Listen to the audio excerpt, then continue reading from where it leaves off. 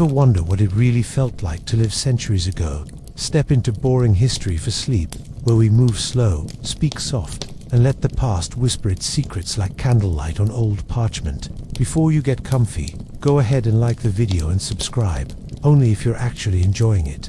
Tell me in the comments where you're watching from and what time it is for you.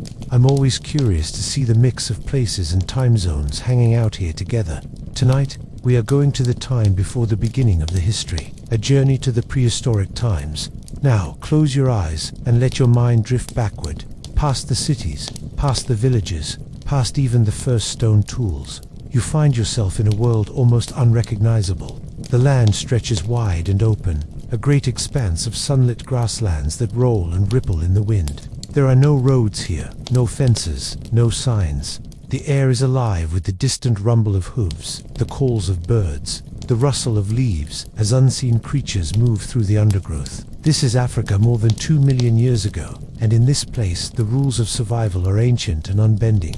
Somewhere among the grasses and scattered trees, a small group of beings moves together. They walk upright on 2 legs, but they are not quite like you or me. Their faces are flatter than those of chimpanzees, their brains slightly larger, their eyes alert and scanning. These are early hominins, perhaps Australopithecus, perhaps the first of the genus Homo, and though you might hesitate to call them fully human, they are already walking the long, slow road toward becoming us. Life for them is not about comfort, and it is not about planning far ahead. Life is about now. Now is the hunger that gnaws at the belly. Now is the shadow moving in the grass that could be a predator. Now is the need for shade when the midday sun presses down like a weight. They have no permanent homes, no fires to gather around, no clothing to shield them from the wind at night. They sleep in the open or in the low shelter of a tree's branches, perhaps on a bed of leaves if they are lucky. When darkness falls, they huddle together, not out of affection, but because together there is a slightly better chance of hearing the approach of something dangerous. Their senses are sharp in ways ours have dulled. They can smell rain in the air before the clouds gather, hear the snap of a twig at a distance, taste whether water is fresh or tainted. They do not yet make sharp stone tools as their descendants will, but they are learning to use the world around them. A heavy stick becomes a lever to pry bark for insects. A rock becomes a weapon to throw or a crude hammer to crack nuts. These tools are not kept or improved upon. They are picked up and discarded as needed. Yet, even this small step marks a difference between them and other animals. They are experimenting with the idea that the environment can be shaped to their needs. Food is never guaranteed. Some days bring fruit from the trees, roots pulled from soft soil, eggs taken from nests before the angry parent bird can strike. Other days offer only the scavenged remains of a kill left behind by lions or hyenas, the bones still slick with meat. The hominins are not skilled hunters yet, but they are opportunists. They watch the vultures overhead, following their spiraling shapes to the promise of a carcass. The work of feeding themselves is constant, a rhythm as old as life itself. There is danger everywhere.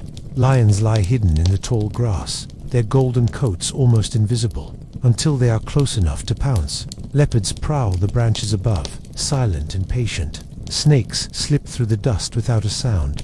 Even other hominins from rival groups can be a threat. A fight over food or territory can turn violent, and without weapons more advanced than teeth and hands, injury can mean death. Yet these early humans are not helpless. They know the warning cries of birds that signal a predator's approach. They read the movement of the grass for signs of something stalking. They can run for long distances, outlasting many animals that rely on short bursts of speed. This endurance, strange and unmatched in the animal kingdom, will one day become one of the defining traits of our species. Nights are the hardest. The sun drops quickly in the tropics, and when darkness comes, it is complete. The stars spread wide overhead, but they offer no warmth, no protection from the cold or the creatures that own the night. Eyes shine from the shadows, some small and harmless, others wide and fixed on the group. They huddle closer, the youngest kept in the middle, and they listen. There is no firelight here, no circle of faces lit from below, no voices telling stories, only the slow breathing of those who have managed to fall asleep and the twitching muscles of those who remain awake, straining to hear the difference between the wind in the grass and the padded footfalls of something large. There are no spoken languages yet. Communication is a mix of gestures, facial expressions, and a small set of vocal sounds. A grunt might mean danger, a sharp call could summon others, a softer murmur might soothe an infant. Over time, these sounds will grow into more complex patterns, but for now, survival is a shared instinct rather than a shared plan. Still, cooperation is essential. Alone, a hominin would be vulnerable, but in a group there are more eyes to watch for predators, more hands to gather food, more bodies to protect the young. This cooperation is not yet culture, but it is the root of what will become culture. The land provides, but only to those who know how to take from it without wasting their energy. The group moves often, following the seasons, the fruiting trees, the migration of game. There is no map in their minds, but there is memory. They remember where the best waterholes are after the rains, where certain plants grow in abundance, where danger is most often found. These mental maps, passed on by watching and following the older members, are as vital as any physical tool. Birth is dangerous. There is no midwife here, no clean cloths, no shelter for privacy. A mother may give birth in the open, her pain hidden from predators by the careful watch of the others. If she survives, she carries the newborn close to her chest, feeding it with her own body. Infants are helpless for years, and their survival depends entirely on the constant care and protection of the group. Death, too, is part of life here. A fall from a tree, a wound from an animal, a sickness that drains strength until there is nothing left. These are common ends. The dead are not buried, not yet. They are left where they fall, or their bodies are carried off by scavengers. Mourning exists, perhaps in the form of lingering near the place where a companion died, but it is not ritual. That will come much later. The world itself is both beautiful and brutal. The sun is warm on the skin, the rains cool and life-giving, the trees heavy with fruit when the season is right. But there is no safety, no lasting comfort. Even in moments of rest, a shadow in the corner of the eye can bring the heart racing. These hominins live in a state of awareness that modern humans have almost forgotten. Their survival depends on being ready for anything, always. Yet, in this life of constant movement and constant vigilance, there are moments that might almost be called peace. A mother grooming her child's hair to pick out burrs, a group resting in the shade, the soft sound of chewing as they eat what they've gathered, the curious exploration of a new place, turning over stones to see what lives beneath.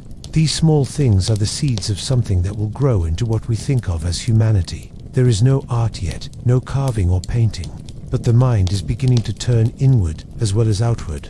The recognition of a familiar face after many days apart, the memory of a good water source from a previous season, the subtle awareness that the world changes and that they must change with it. These are the beginnings of thought that reaches beyond the present moment. And so, in this time, before we were fully us, survival is a dance between instinct and the first stirrings of reason. The tools are simple, the dangers many, but the will to live is strong. In the long nights under the stars, the ancestors of all humans endure, step by step, season by season, unknowingly shaping the path that will one day lead to us. After millions of years of walking the savannah, foraging, and avoiding predators, the early humans began to notice something that changed everything.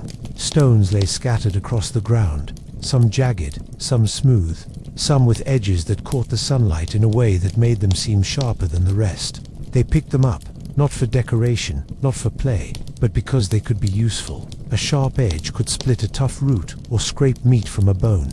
A heavier rock could crack open nuts or drive off a curious predator. These first tools were simple, crude, but they were the beginnings of control over the environment. Picking up a stone and using it required observation, thought, and the recognition that an object could have a purpose beyond its natural existence. It was a mental leap that no other creature had made in quite the same way. Over time, they learned that striking one rock against another could create a sharper edge. This was a revelation. Suddenly, a flat rock could produce a flake with an edge fine enough to cut flesh, wood, or hide. With each successful strike, the hominins learned to anticipate the outcome, to hold the rocks just so, to hit with the right force and at the right angle. This was not yet an art, not yet a craft, but it was experimentation. Each generation observed the successes and failures of the previous one. They learned from watching, from trial and error, and from the instinct to survive. These tools allowed them to access food they could not have before. Bones that once were impossible to open could now yield marrow, rich in fat and nutrition. Tough hides could be scraped into strips for carrying, or perhaps, unknowingly, for warmth. They could hunt small animals more effectively, defend themselves, and mark their territory in subtle ways. Over hundreds of thousands of years, this simple recognition that a stone could be more than a stone became more sophisticated. Flakes were intentionally shaped. Tools were selected for purpose. The first-hand axes appeared, sharp on one edge and heavy on the other, perfectly balanced to cut, chop, and smash. They were symmetrical in a way that suggests the maker had some sense of aesthetics, even if the word did not yet exist. Using these tools required dexterity and patience. Fingers became more nimble over generations. The brain grew slightly larger, perhaps in response to the demands of manipulating objects with intention. The act of making a tool and then using it in the right way required planning, foresight, and cooperation. Sometimes groups would share a particularly effective tool or teach the younger members how to strike and flake correctly. This was one of the earliest forms of cultural transmission, a silent teaching that would eventually become spoken language. Alongside stone, other materials were explored. Sticks, branches, bones, and shells were used when available. A sharpened stick could dig roots from the earth, poke into termite mounds, or serve as a crude spear. Bones, stripped and polished, could be shaped into points, hooks, or handles. There was an emerging understanding that objects from the world could be modified to extend the human body's capabilities. These tools did not make life easy. They did not protect against every danger or provide a constant source of food. They were fragile, lost easily, or broken in the course of use. Yet each tool represented progress, the first glimmer of control over survival itself. The early humans also began to recognize patterns in their environment, partly in response to the needs their tools revealed. They noticed which rocks made better flakes, which trees bore the sweetest fruit at certain times of year, and which animals could be hunted with a stick versus which required coordination and patience. The landscape became a map, mentally charted, as their minds expanded to include memory, prediction, and planning.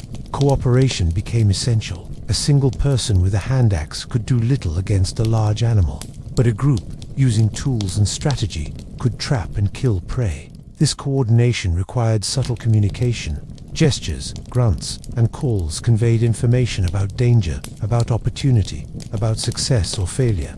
The first rudimentary forms of teaching emerged, with older, more experienced individuals demonstrating the strikes and angles necessary to produce a usable tool. Through these actions, knowledge became something shared, passed down across generations, slowly accumulating into a body of experience that no single hominin could carry alone. Over time, toolkits diversified. Some stones were shaped into scrapers for hides, others into points for hunting, others into simple cutting tools.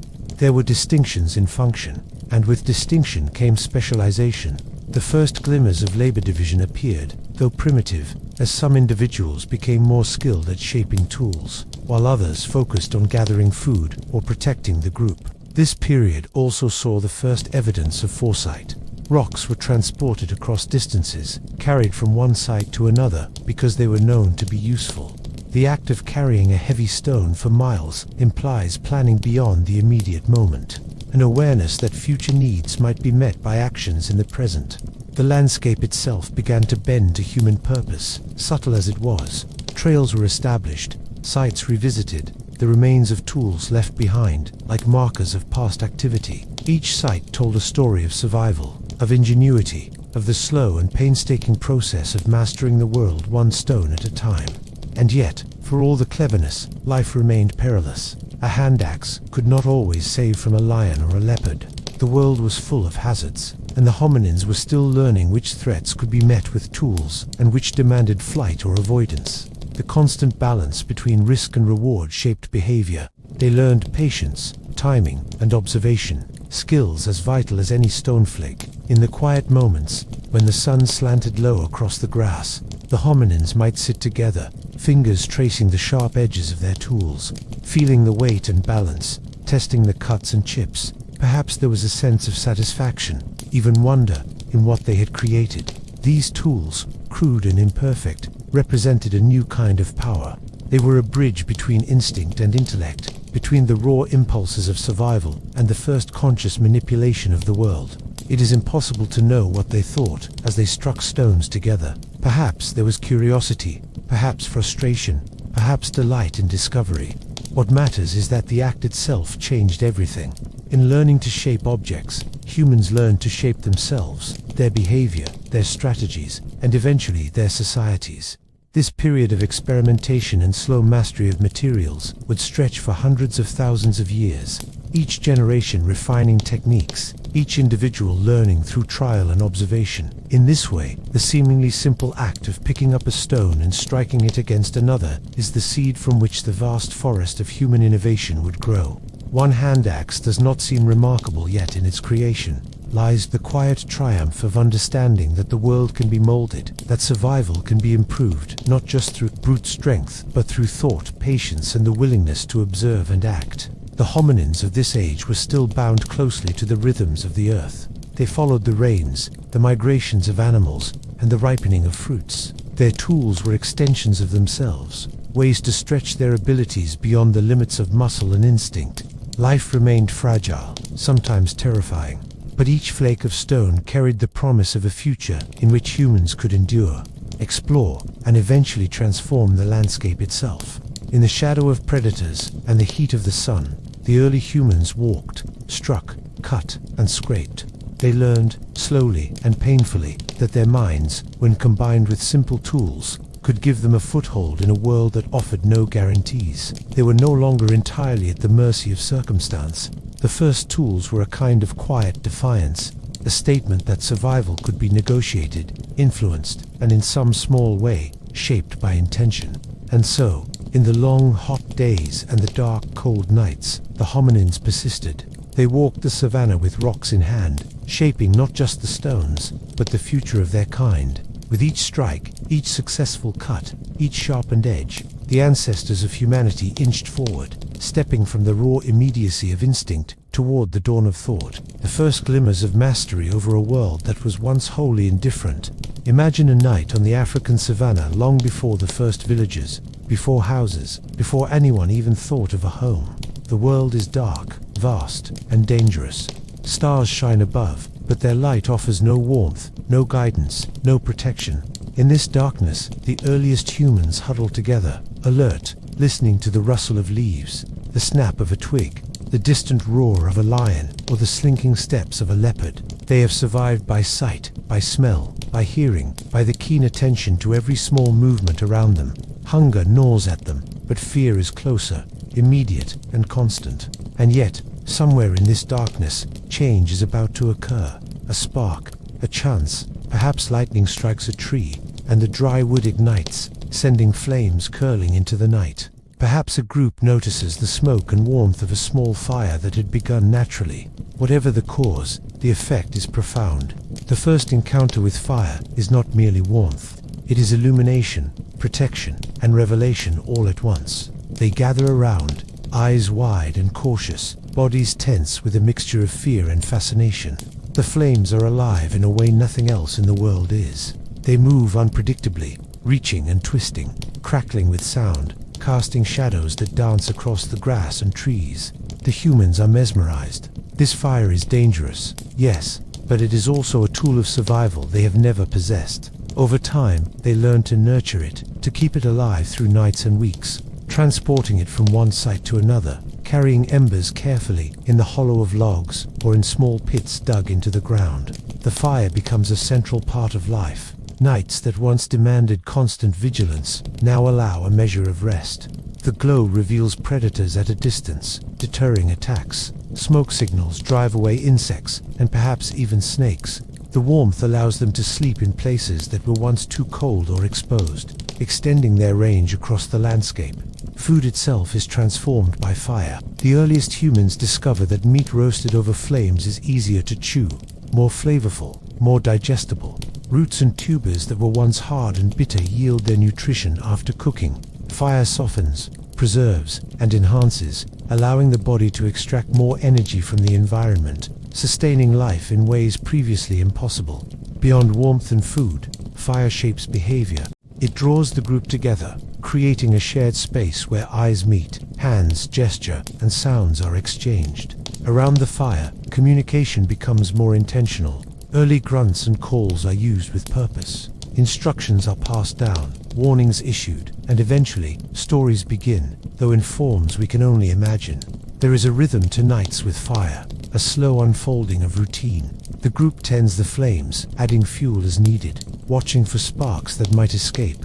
Children learn to respect it, to observe from a distance. Elders, or more experienced individuals, demonstrate how to manage the fire safely. Knowledge about fire becomes an unspoken currency, passed from one generation to the next. The control of fire also encourages migration and settlement in places previously uninhabitable. Cold nights in highlands, damp forests, or even near glacial regions are no longer insurmountable. Fire allows humans to push into territories that animals alone dominate, slowly mapping and inhabiting landscapes far from the safety of the familiar savanna. It changes social dynamics as well. Those who know how to maintain fire become valuable to the group. Skills in firemaking, fuel gathering, and cooking become intertwined with status and cooperation. Humans begin to understand that survival is not only about raw strength, but also about knowledge and foresight. The process of learning to make fire intentionally takes centuries. Friction, sparks from stones, striking certain rocks together, all of these methods are discovered over time. Each attempt carries risk. A failed spark could cost the group warmth or food, but persistence pays off. Once firemaking is mastered, humans gain something more than a tool. They gain control over the environment in a way no other creature can claim. Life changes, not in a single instant, but gradually. Nights become less threatening, social bonds strengthen, and the mind begins to wander in ways that were impossible when danger was immediate and constant. The firelight allows imagination, reflection, and perhaps even the first stirrings of abstract thought. In the warmth and glow, humans begin to experiment with cooking, noticing that flavors change, that certain foods are more satisfying, that the process itself is transformative. This experimentation is subtle, almost unconscious, but it represents a major step in human evolution. Energy from cooked food is easier to digest, which in turn supports larger brains and more complex cognition. Fire teaches patience and observation, rewarding those who respect its rhythms and punishing those who are careless. Sparks that escape can ignite dry grass and cause devastation, while well-tended fires can offer hours of safety and comfort. The night is no longer an enemy to be endured. It becomes a space for gathering, reflection, and learning. Beyond immediate survival, fire also extends the sense of possibility. Long after the sun has set, humans can see, move, and work. They can experiment with tools and shapes in the glow, perhaps striking rocks together more safely, testing the edge of a newly crafted hand axe, or preparing food for the coming day. There is a rhythm to this, a daily cycle now punctuated not only by the rising and setting sun, but also by the management of the fire.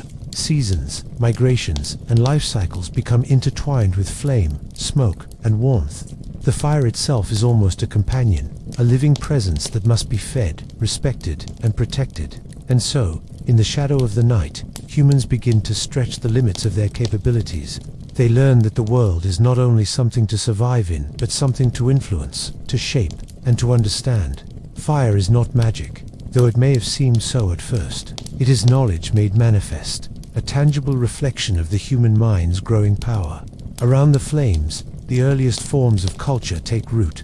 Knowledge about which plants are safe to cook, which meats yield the most sustenance, how to maintain the fire across nights and locations, and how to communicate about danger and opportunity, all spread from one individual to another. The fire becomes a center of learning and socialization. Survival becomes more than instinct, it becomes strategy. With fire, humans can store food longer, cook harder to digest plants and tubers, deter predators, and migrate into colder or more challenging environments. The world slowly bends to human skill and ingenuity, though always with the constant reminder of mortality and danger.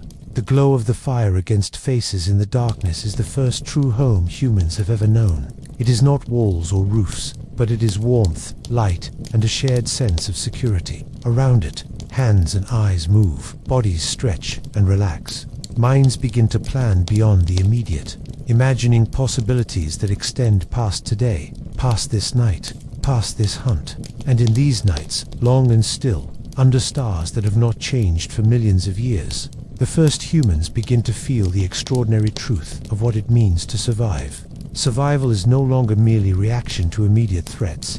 It is preparation, observation, cooperation, and creativity. Fire teaches them that the world can be negotiated, that danger can be mitigated, that warmth and nourishment can be created rather than merely found. Each spark, each carefully fed flame, each meal cooked over the fire adds to the slow accumulation of knowledge and skill that defines our species. Generations later, this knowledge will be carried further, improved, and refined.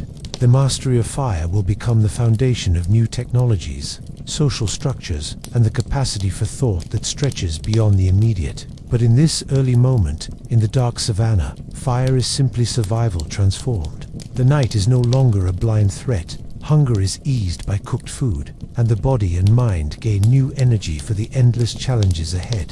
These early humans, seated or crouched around the flickering flames, are the first to understand a quiet and revolutionary truth, that with knowledge, patience, and cooperation, they can shape their lives in ways that no other animal can. That small, glowing circle in the darkness is not merely light. It is the beginning of human control over the environment, the dawn of innovation, and the first truly social gathering around a source of shared sustenance and security.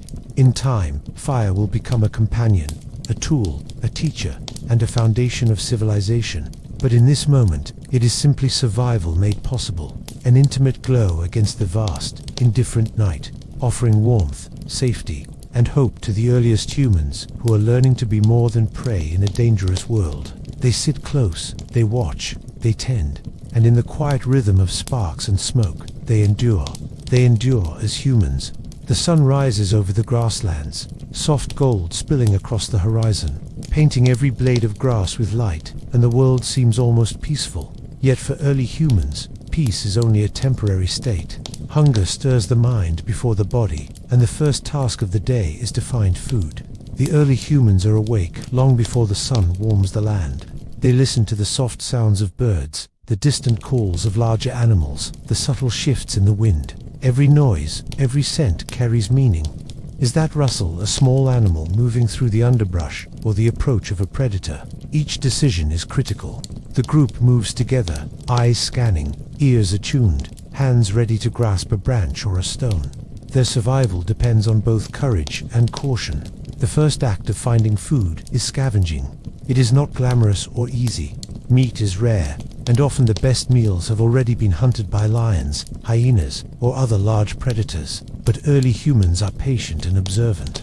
They watch the circling vultures overhead, a sure sign that a fresh carcass waits somewhere nearby. They move carefully, following the birds, listening for subtle sounds of struggle. Once the carcass is found, the hominins approach with caution.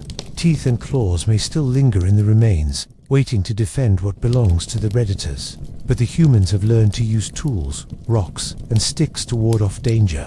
They work together, some holding the attention of a predator, others stripping the meat, cracking open bones for marrow. Every movement is precise, calculated. It is a dance between opportunity and risk, a delicate balance where one wrong step could mean death. Scavenging teaches patience, observation, and coordination. It also teaches cooperation. Individuals who are careless or selfish do not survive as well as those who understand the value of working together. From scavenging comes insight into the habits of other animals, the timing of migrations, the signs of illness, the best places to find sustenance in each season. But scavenging alone cannot feed a growing group. Humans must hunt. Hunting is dangerous, exhausting, and often uncertain. The earliest hunts are simple, targeting smaller animals that can be cornered, trapped, or distracted. A sharpened stick can dig out a burrowing animal. A coordinated approach can herd birds into a pit. A net fashioned from vines can catch fish or small mammals. Every hunt is a lesson in observation and planning. Hunters must anticipate movement, read the terrain, and predict the behavior of their prey. They must know when to strike, when to wait, and when to retreat. The thrill of the hunt is tempered by the constant awareness of danger. Predators are not just competitors, they are threats. Lions, leopards, Janus, and even venomous snakes share the same landscape. Early humans must move carefully, watch constantly, and trust the group to communicate threats. As tools improve, hunting becomes more sophisticated. Stones are sharpened into points for throwing, sticks hardened over fire become spears, and coordination allows for drives where a small herd is funneled toward traps or ambush points. Success is never guaranteed, and failure is frequent, but every attempt builds knowledge and skill. The hunt is not merely for food. It teaches the first lessons of strategy, planning, and teamwork. It trains the body to run long distances, to endure hunger, fatigue, and stress. It trains the mind to think several steps ahead, to anticipate both the prey and the predator. Life is a constant test of skill and patience. When the sun rises high, humans forage for roots, tubers, fruits, and edible leaves. Every day brings a mix of hunting and gathering, a balance dictated by opportunity and the environment. Knowledge of seasons becomes critical. Certain fruits ripen only in specific months. Certain animals migrate along predictable routes, and the ability to remember these patterns separates survival from failure. Observation is sharpened by necessity. Humans note subtle signs in the environment, footprints in the mud, broken branches, the scent of a water source, the distant cry of a bird, signaling a predator. This intelligence is practical, honed by survival rather than curiosity. Yet even in this constant struggle, moments of quiet exist.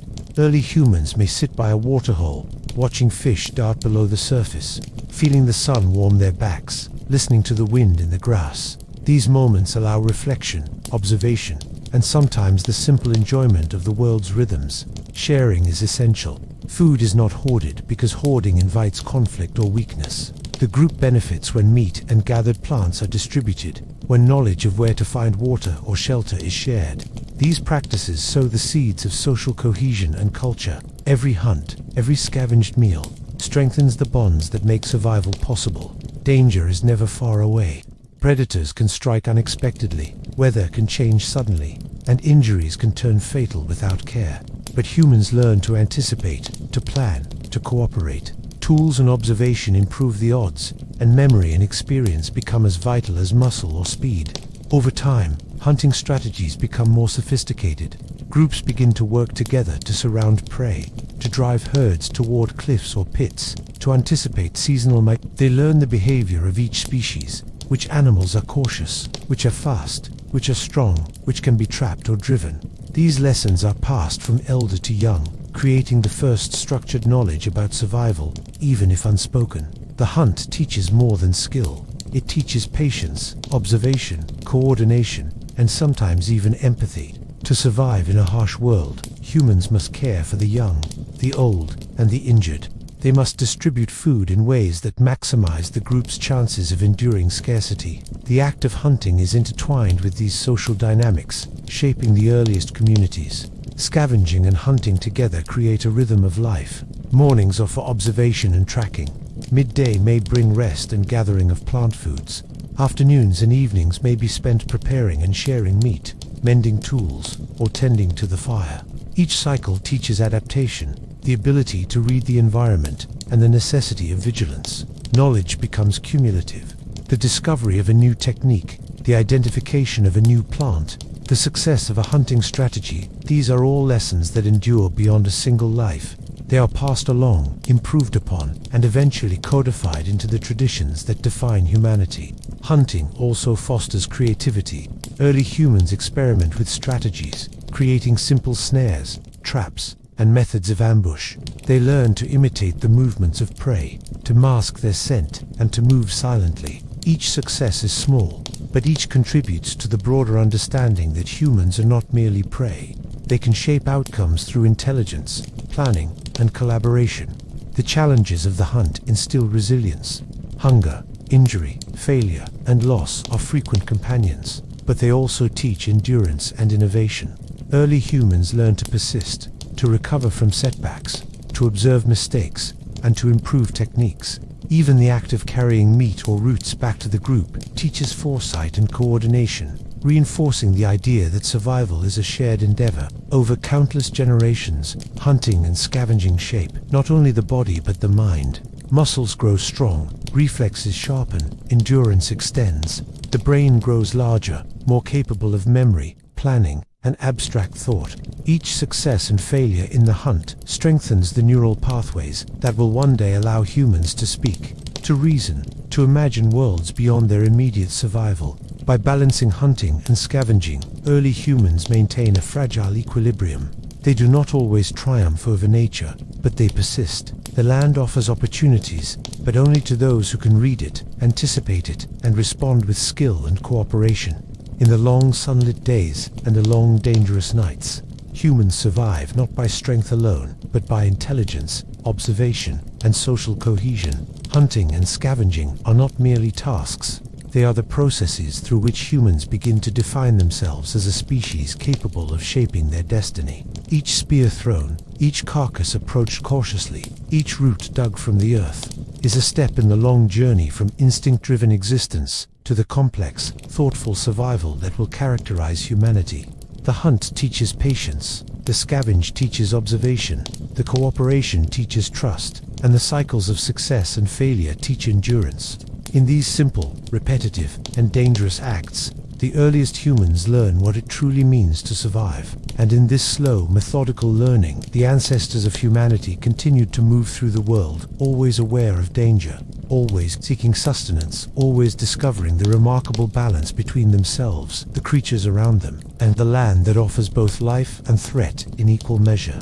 Time moves forward, and the world itself begins to change. The grasslands that once stretched wide and sunlit are replaced by cold winds that cut across frozen plains, by glaciers that advance and retreat with the slow rhythm of the earth. The Ice Age arrives, not as a single event, but as a series of harsh, relentless seasons that stretch for thousands of years. Survival becomes more difficult.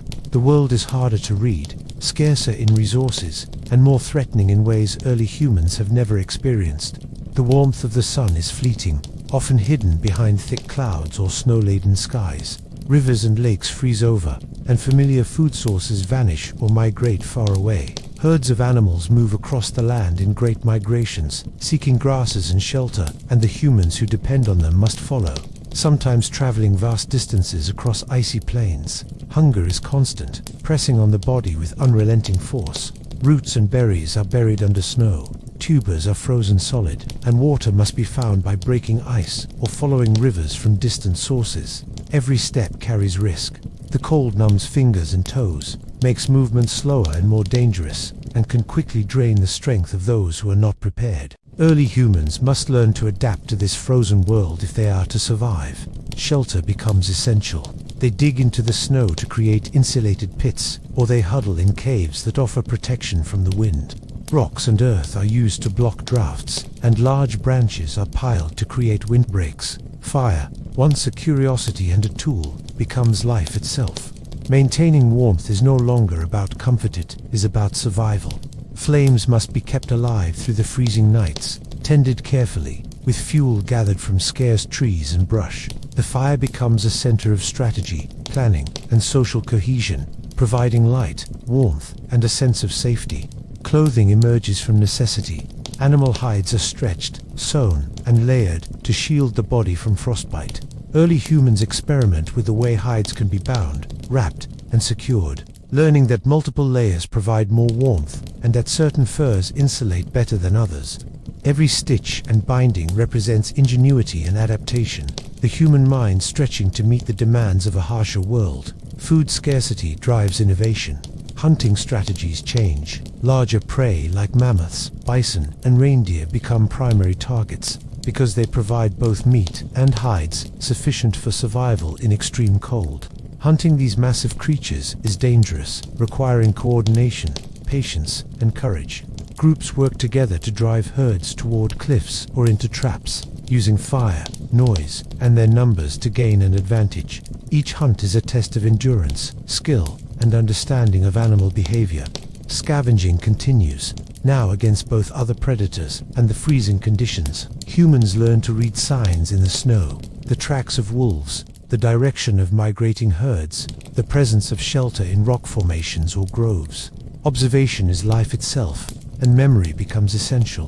Those who remember the best hunting grounds, the safest shelters, and the timing of migrations are the ones who survive and pass on their knowledge. Ice and cold demand endurance. The human body is challenged to adapt, maintaining heat, energy, and strength in a landscape that offers little relief. Groups huddle together for warmth, sharing the limited calories they can gather or kill. The bonds of cooperation deepen because alone, no one can endure the frozen expanses for long. Social knowledge becomes critical. Communication, once simple grunts and gestures, grows more nuanced. Warnings about approaching predators, instructions for hunting, the sharing of techniques for making clothes, shelter, or fire, these become vital. Early humans must coordinate their activities precisely, or the consequences are immediate and severe.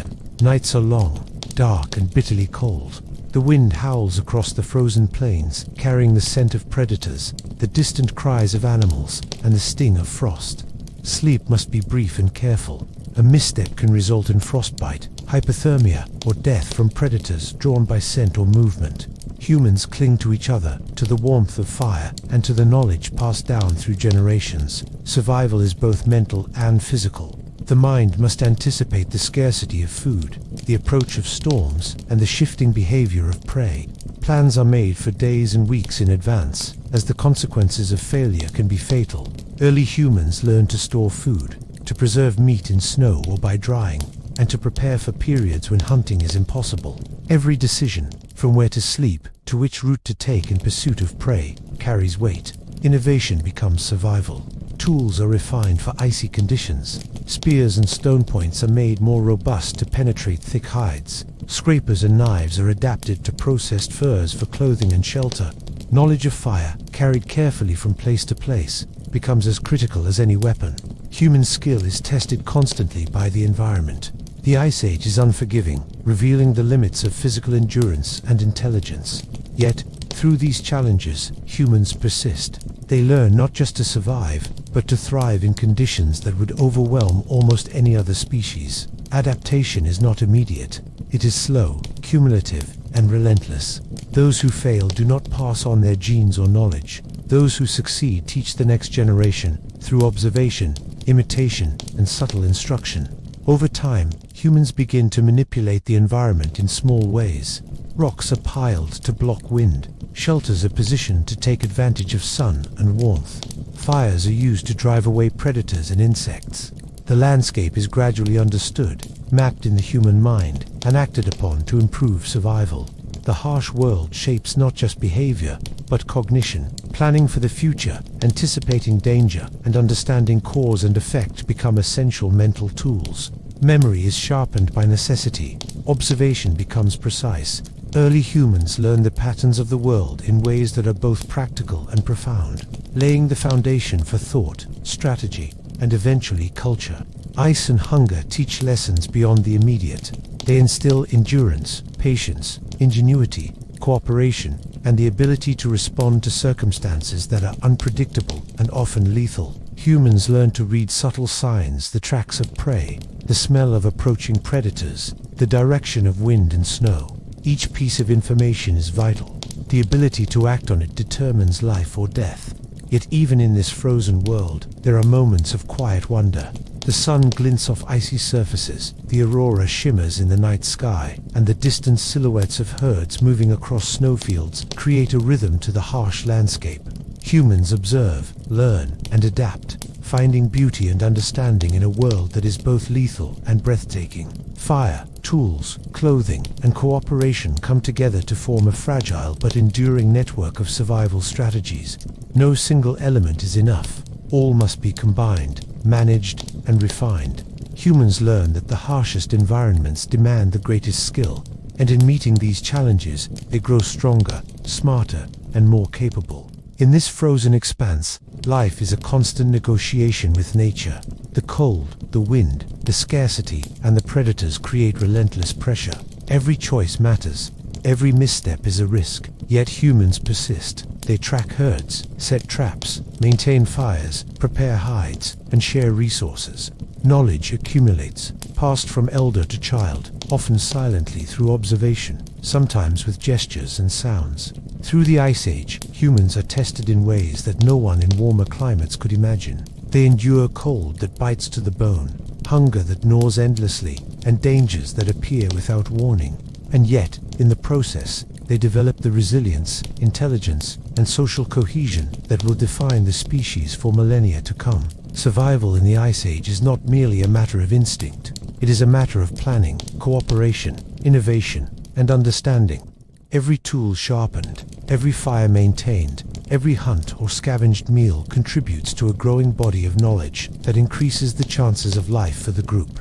Over thousands of years, humans learned to move with the seasons, to predict the behavior of animals, to create clothing and shelters suitable for the cold, and to manage food and fire with precision.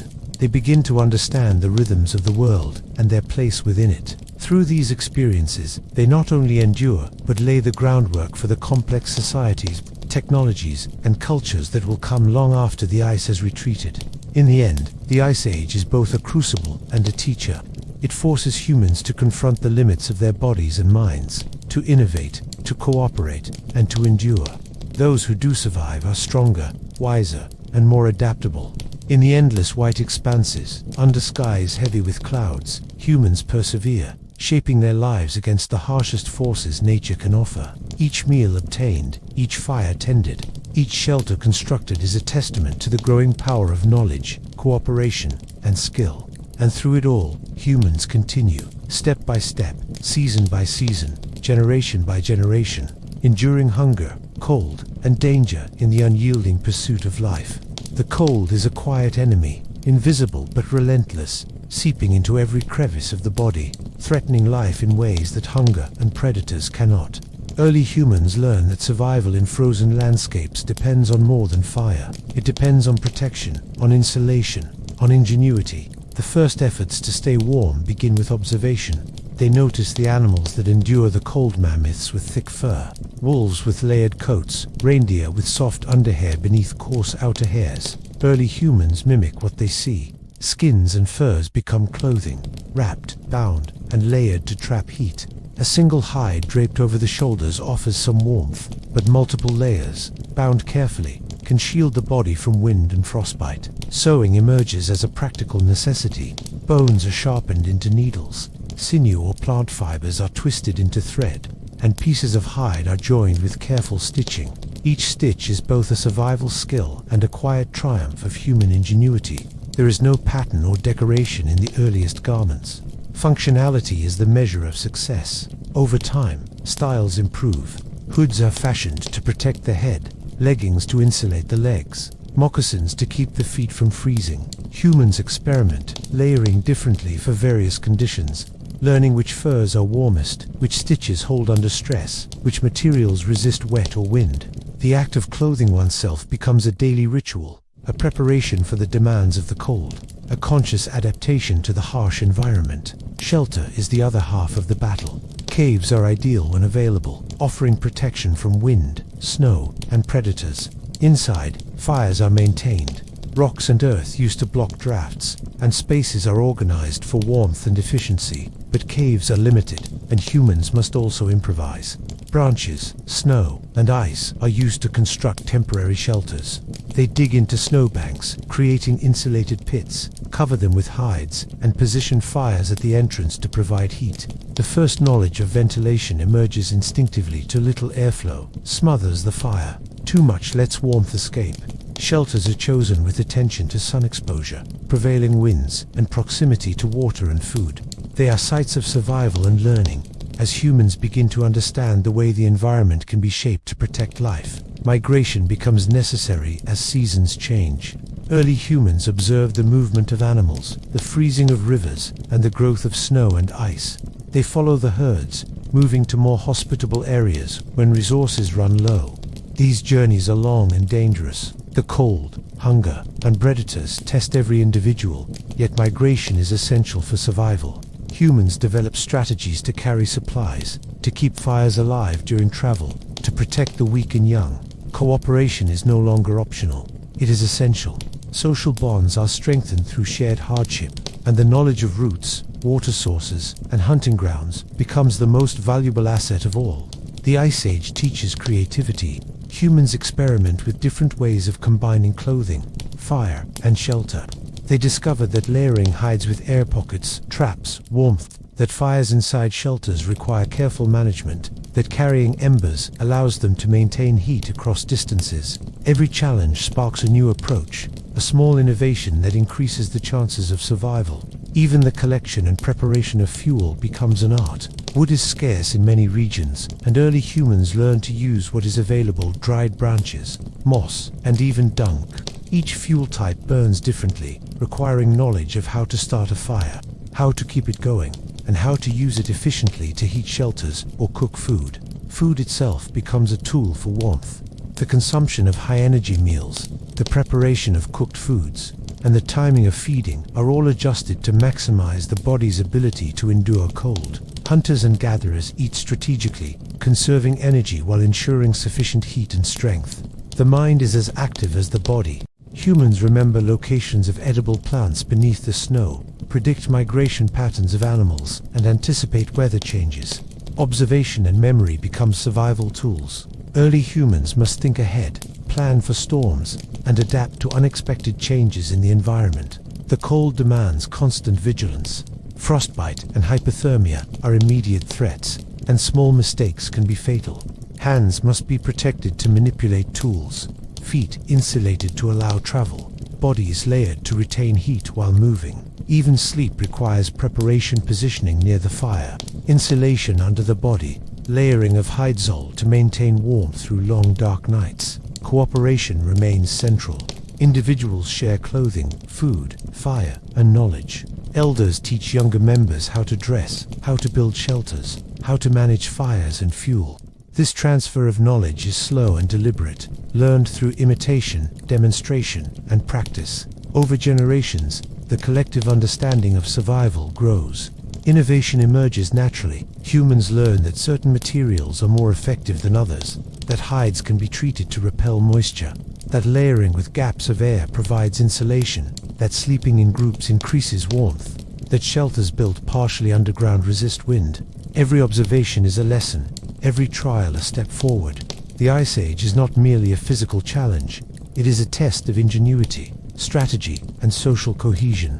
Humans adapt not by strength alone, but by using intelligence to manipulate the environment, and by relying on each other. They create networks of knowledge about where to find shelter, how to construct clothing, how to maintain fire, and how to anticipate the movements of prey and predators alike. Even in the harshest conditions, humans find ways to make life possible. They discover the value of preparation, the power of cooperation, and the importance of cumulative knowledge. These lessons, learned in frost and snow, will echo across generations. Fire, clothing, and shelter together create a system of survival that transforms the Ice Age from a death sentence into a manageable, if relentless, environment. Humans learn to move carefully, plan methodically, and use every available resource wisely.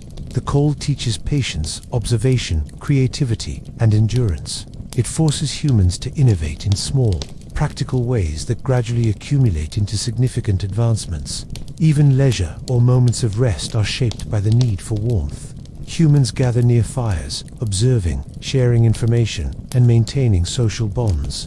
The glow of the fire illuminates faces, fosters communication, and strengthens the sense of group identity. Each action contributes to survival, and the early humans begin to understand that their collective efforts determine the difference between life and death.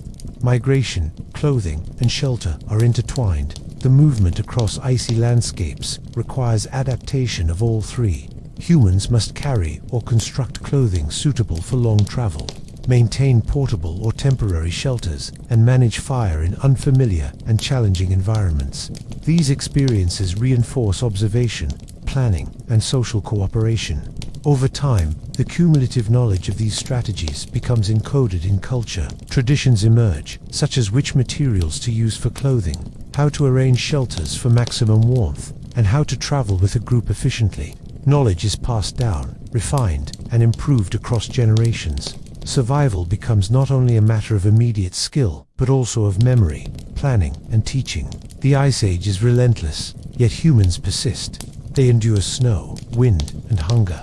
They innovate with clothing, shelters, and fire. They learn to move across vast, frozen landscapes, to cooperate in small and large groups, and to pass down knowledge that ensures the survival of the next generation. In the process, they develop skills, intelligence, and social structures that will echo long after the glaciers retreat. And through all of this, humans discover a profound truth. Survival depends not only on strength or courage, but on observation, innovation, planning, and cooperation. Clothing, shelter, and fire are not merely tools. They are extensions of human ingenuity, reflections of a mind learning to shape the world to its needs. In the frozen expanse, every small adaptation matters. A stitched hide, a carefully built snow shelter, a fire carried across miles of iceall are triumphs of intelligence, creativity, and cooperation. The Ice Age tests humanity in ways no other environment could, yet it also teaches resilience, foresight, and social cohesion. Those who endure acquire knowledge that is cumulative, practical, and essential for the survival of the species. And so, in the long, bitter nights, huddled against the cold, warmed by fire, insulated by hides, and sheltered in caves or snow pits, the early humans survive. Each day is a careful negotiation with nature, a test of endurance, a lesson in observation, and an exercise in creativity.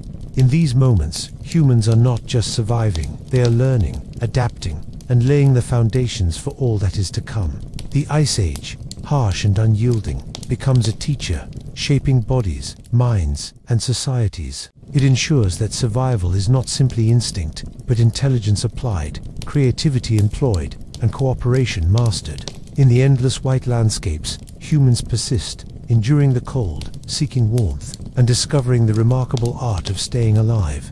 Water is life, and for prehistoric humans, it is both a blessing and a challenge. Rivers wind through the landscape, offering sustenance, transportation, and opportunity, but also danger, uncertainty, and the ever-present risk of drowning or predation.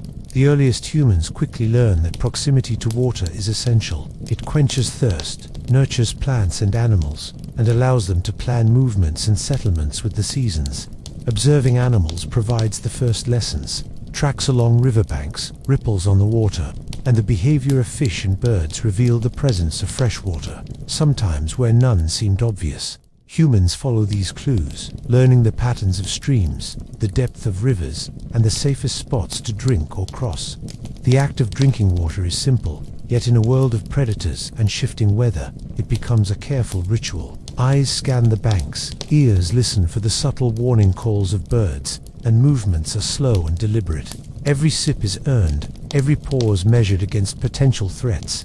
Water also offers food. Fish, shellfish, and amphibians become sources of sustenance that are abundant but require skill and ingenuity to exploit.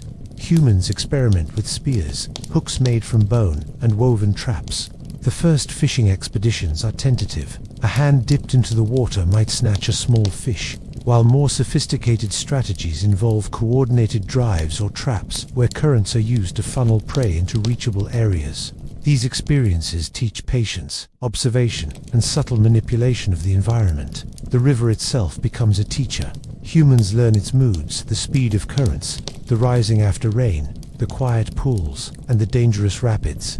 Crossing water requires both courage and calculation. Stones and logs are used to bridge smaller streams. Deeper rivers demand wading or swimming, which is dangerous in cold or fast-moving waters. Over time, knowledge accumulates. Groups remember which rivers are shallow and safe, which are prone to flooding, and which contain abundant fish or edible plants.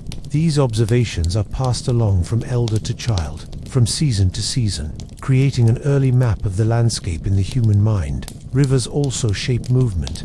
Early humans follow the courses of rivers for navigation, using the natural corridors to move across vast landscapes. The waterway dictates migration patterns, hunting routes, and locations for temporary camps. Knowledge of the river's rhythm, its flooding cycles, the migration of fish, and the patterns of surrounding animals is critical for survival. Fishing becomes a skill refined over generations. Humans learn to make spears that pierce underwater, hooks that hold, and nets that trap. Observation of fish behavior is meticulous. They note where fish congregate, how they react to currents, and when they are most vulnerable.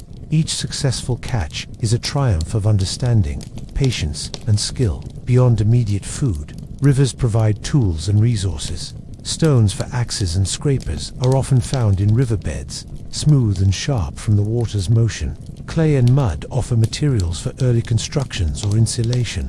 Plants along riverbanks provide fibers for ropes, mats, and nets, as well as edible roots and herbs. Humans learn to read the landscape with an attentive eye, extracting sustenance and utility from the environment while respecting its dangers. Predators are a constant concern. Crocodiles, large cats, and other carnivores frequent rivers, drawn by prey. Early humans learned to approach water cautiously, to watch for movement beneath the surface, and to coordinate in groups when collecting food or crossing streams. These dangers teach vigilance, cooperation, and adaptability.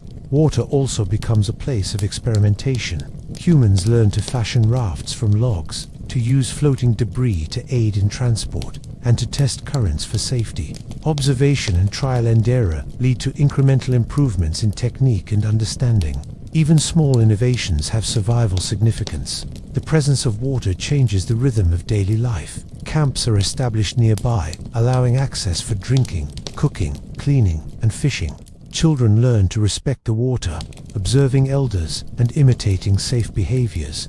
Fires are built nearby but carefully placed to avoid accidents. While food preparation often occurs along the banks, seasonal changes dictate patterns. In spring, rivers swell with meltwater, altering fishing opportunities and increasing hazards. In summer, water levels drop, exposing new plants and creating pools that concentrate fish and animals.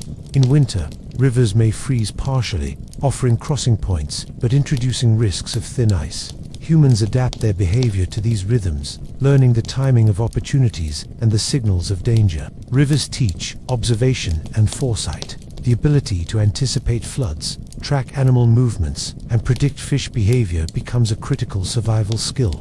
Humans develop strategies for storing fish or preserving them for lean periods, using smoke, drying, or burial in cool sand.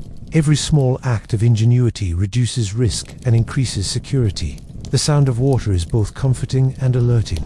Humans learn to sleep lightly near rivers, listening for unusual ripples or the approach of animals. The river becomes part of the sensory map of survival, integrated into memory and intuition. Humans are quick to adapt, learning to work with the currents rather than against them, to take advantage of natural features such as bends, pools, and shallows. Techniques are passed along, refined over generations, until entire groups possess an intimate understanding of the water that sustains them.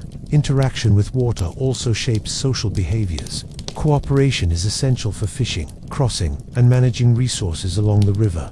Sharing catches, knowledge of safe routes, and strategies for avoiding predators reinforces social cohesion and strengthens bonds. Children learn by observation and participation, gradually internalizing complex survival skills without formal instruction. The river is not merely a source of food, it is a teacher, a guide, and a test of intelligence and patience.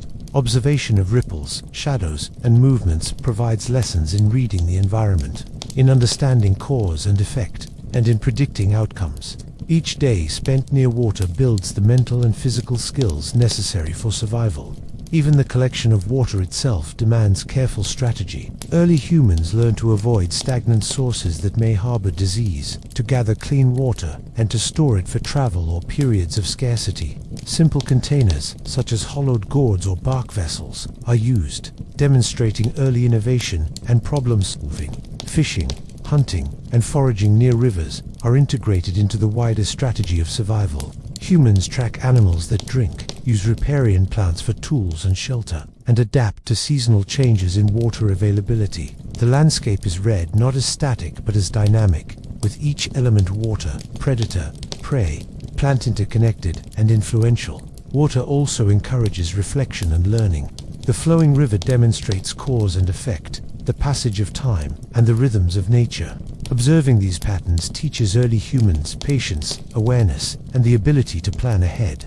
This quiet understanding becomes part of human intelligence, embedded in daily routines and practices. Life near rivers, while challenging, offers opportunities for growth. Humans expand their diets, diversify their tools, and develop knowledge that supports survival in diverse environments. Every successful fishing expedition, every carefully chosen crossing, every observation of currents or animal behavior is a step in the long process of mastering the environment.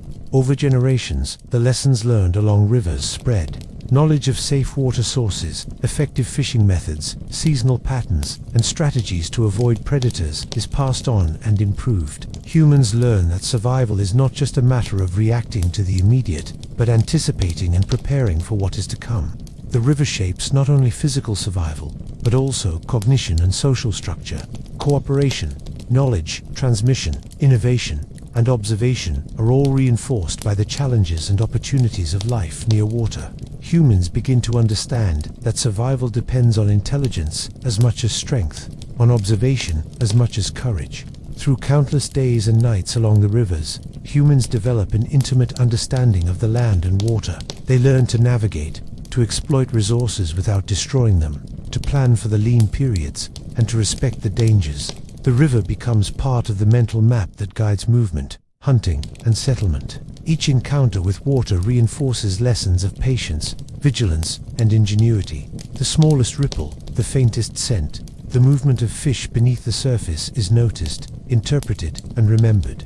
Humans learn to extract maximum value from the environment while minimizing risk, creating a complex web of knowledge and practice that sustains life. In this way, rivers are not just a source of survival, they are a teacher, shaping the intelligence, behavior, and social cohesion of prehistoric humans. The lessons learned along water's edge echo across generations, forming the foundation for the complex relationship between humans and the landscapes they inhabit. And so, early humans endure, observing, learning, adapting, and thriving in the shadow and reflection of rivers, finding sustenance, knowledge, and safety in their flowing, unpredictable, and vital presence. The world is harsh, unyielding, and full of obstacles, but early humans are beginning to shape it in ways that no other species has attempted.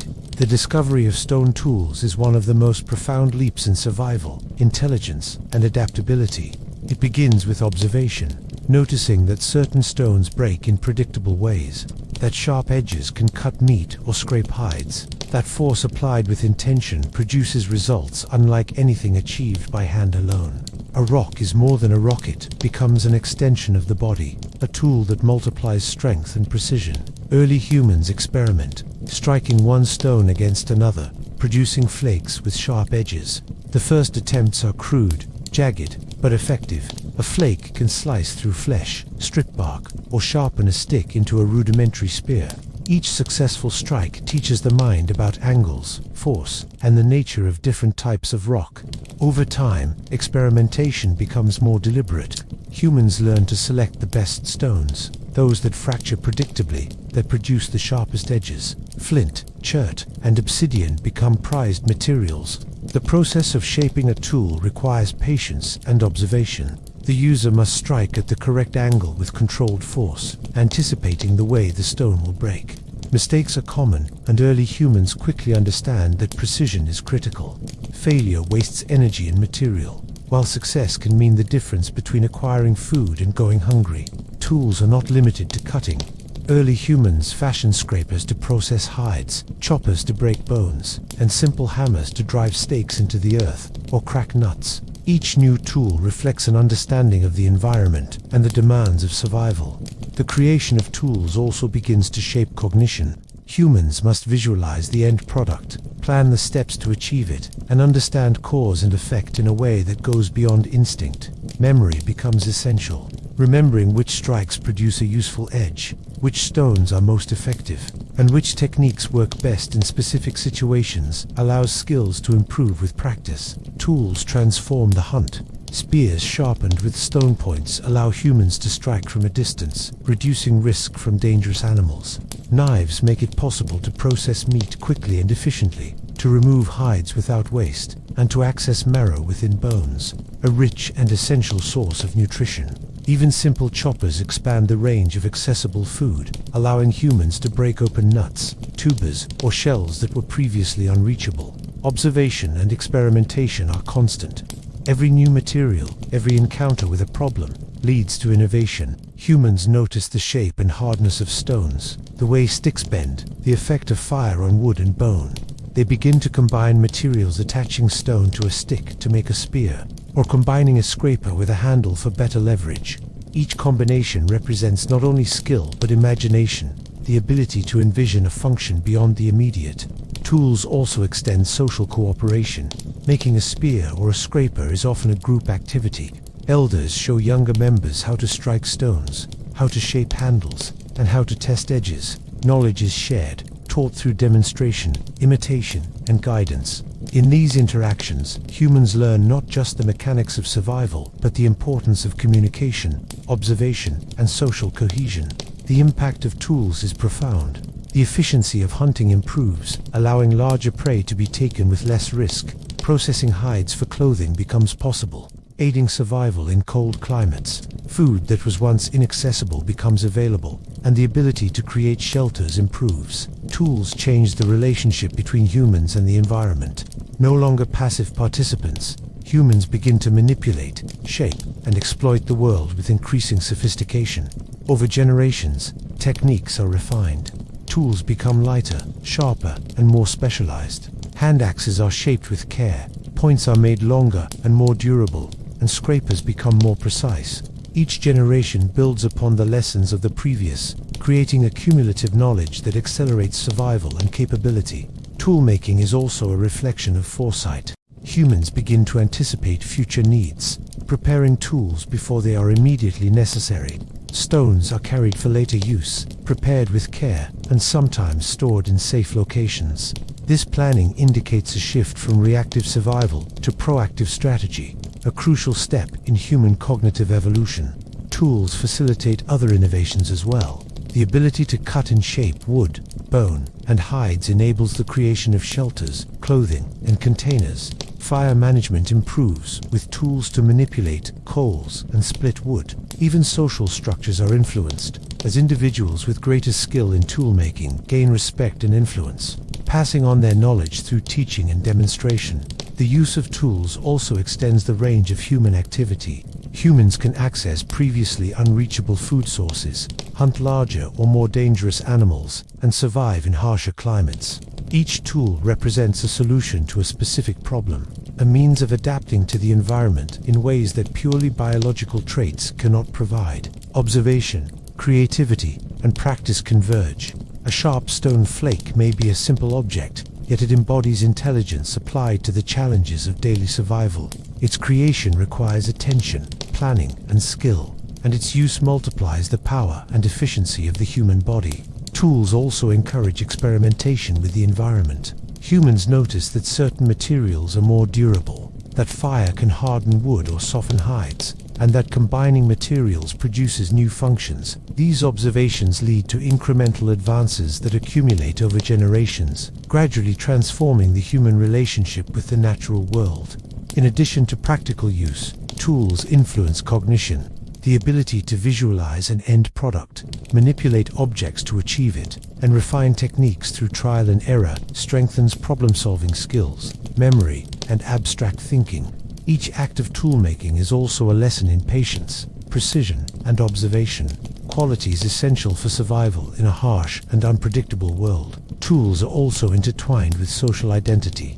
Skill in making or using tools enhances status within the group, fosters teaching relationships, and strengthens bonds through shared labor and cooperation. Knowledge becomes a social asset, passed down carefully, preserved, and improved upon. Hunting with tools changes not only success rates but strategy.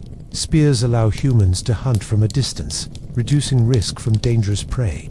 Knives and scrapers enable efficient processing of meat and hides, providing both food and clothing. Choppers allow access to nuts, tubers, and bones, increasing dietary diversity. Tools turn survival into a matter of skill and strategy, not merely brute strength. Over time, specialization emerges. Certain tools are designed for hunting, others for processing, and still others for construction. Humans experiment with form, weight, and combination, learning that subtle adjustments can improve effectiveness. These refinements mark the beginning of technological thinking, an iterative process of observation, testing, and improvement. The presence of tools also changes social dynamics. Groups can work together more efficiently, coordinate hunts, and share knowledge of materials and techniques. Cooperation is reinforced because survival is more successful when skills and tools are combined. Individuals learn to communicate, observe, and teach, strengthening the social fabric that ensures continuity. Tools also enable humans to expand into new environments. Access to sharper weapons, cutting implements, and processing tools allows them to exploit resources previously unavailable, survive in colder climates, and hunt larger, more challenging prey. Knowledge of how to select materials, shape tools, and use them effectively becomes critical. Even small innovations can have profound consequences for survival. The cumulative nature of tool-making is evident. Each generation refines techniques, improves designs, and expands the repertoire of skills. Knowledge is stored not in writing, but in memory, observation, and demonstration. The group becomes a repository of experience, capable of teaching, learning, and adapting over centuries. Tools transform early human life. They extend physical ability, enhance cognitive skills, encourage social cooperation, and expand environmental mastery. Each spear, flake, and chopper embodies survival, intelligence, and creativity. Through tools, humans assert influence over the natural world, gaining an advantage that biology alone could not provide. In the long arc of prehistory, the first tools are the foundation of all future innovation. They represent the first deliberate manipulation of the environment, the first extension of human intention into the physical world. Through them, humans learn that survival is not merely a matter of instinct, but of skill, foresight, and ingenuity. And in the hands of these early humans, rough stones become instruments of survival, teaching lessons of patience, observation, creativity, and cooperation. Every tool made, every strike of a flint, every successful hunt enabled by a sharpened spear reinforces the growing understanding that humans can shape their destiny through intelligence, practice, and social learning. The first tools are more than objects, they are milestones in the journey of humanity, the tangible proof that observation, experimentation, and innovation can alter the course of survival. In the hands of early humans, they multiply strength, expand possibility, and lay the foundation for the complex, technological, and social world that is yet to come. Each generation carries this knowledge forward, building upon it, refining it, and using it to survive, thrive, and gradually transform the world around them. Fire is not merely warmth, it is transformation.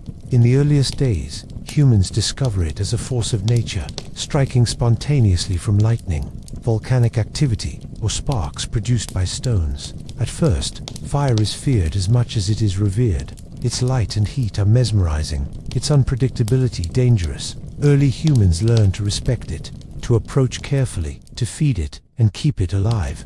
The first fires become centers of survival. In frozen landscapes, fire shields from cold winds provides a place for rest and deters predators. It allows humans to venture farther, endure longer, and expand into territories that would otherwise be uninhabitable. But fire is not merely a tool against the cold. It transforms the way humans interact with the environment. Cooking emerges as a revelation. Raw meat is tough, difficult to chew, and less digestible. By exposing it to heat, humans soften the flesh, unlock nutrients, and reduce the effort required to consume it. Tubers, roots, and seeds become edible, providing new sources of sustenance that expand the diet. Fire also improves safety. Pathogens and parasites are reduced through cooking, making previously risky food sources viable.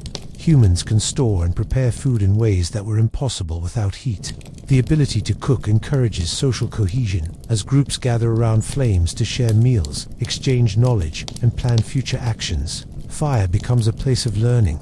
Younger members observe elders tending the flames, experimenting with fuel, and adjusting the intensity of heat. They learn the timing required to cook certain foods, the methods to preserve fire through transport, and the techniques to safely manipulate embers. Each lesson combines practical skill with the growing cognitive ability to anticipate and plan. Beyond cooking, fire offers protection. Night is no longer a time of total vulnerability. Predators are discouraged by the light and smoke, and humans can rest with a sense of security. The perimeter of a camp becomes defined not by walls, but by the glow of flames, the circle of warmth, and the vigilance of those who tend it. Fire also becomes a tool of communication. Smoke signals, visible over long distances, can convey messages between groups. Light can attract or repel, warn or invite. Humans begin to understand the power of fire as an extension of intention, a way to influence the environment beyond immediate physical presence. The control of fire encourages experimentation and innovation. Humans learn to carry embers, to strike stones, to produce sparks, and eventually to manage sustained flames. They discover which fuels burn longest, which produce the most heat, and which are suitable for different purposes. Knowledge accumulates and spreads, creating a shared understanding that strengthens group cohesion. Social structure is influenced by fire. Those who can create, maintain, and manipulate it are valued. Leadership and teaching emerge around the flames. Discussions, observations, and planning take place in the glow of firelight, transforming the night from a time of vulnerability into a period of shared activity, storytelling, and learning. Fire also extends human perception. Darkness, once absolute and dangerous, is illuminated. Shadows reveal predators and prey, patterns in the landscape, and the presence of water or shelter. Humans gain a new temporal freedom, able to act in times that were previously restricted by the setting sun. With fire, the day lengthens, the scope of activity expands, and survival strategies become more complex. Cooking and fire management also alter diet and nutrition. Caloric intake increases, food is more easily digested, and the risk of illness from raw food diminishes. This nutritional advantage improves health, endurance, and reproductive success, reinforcing the centrality of fire in human evolution. The aesthetic and emotional power of fire is not lost on humans. The glow provides comfort, a sense of continuity, and even beauty. The flicker of flames inspires imagination, observation, and, eventually, the earliest forms of symbolic thought. Humans sit together in the light, sharing stories, planning hunts, and transmitting knowledge. Fire becomes a focal point of culture, a bridge between survival and cognition. The portability of fire introduces new strategies. Embers are carried from one location to another, allowing humans to establish new camps without losing warmth or light.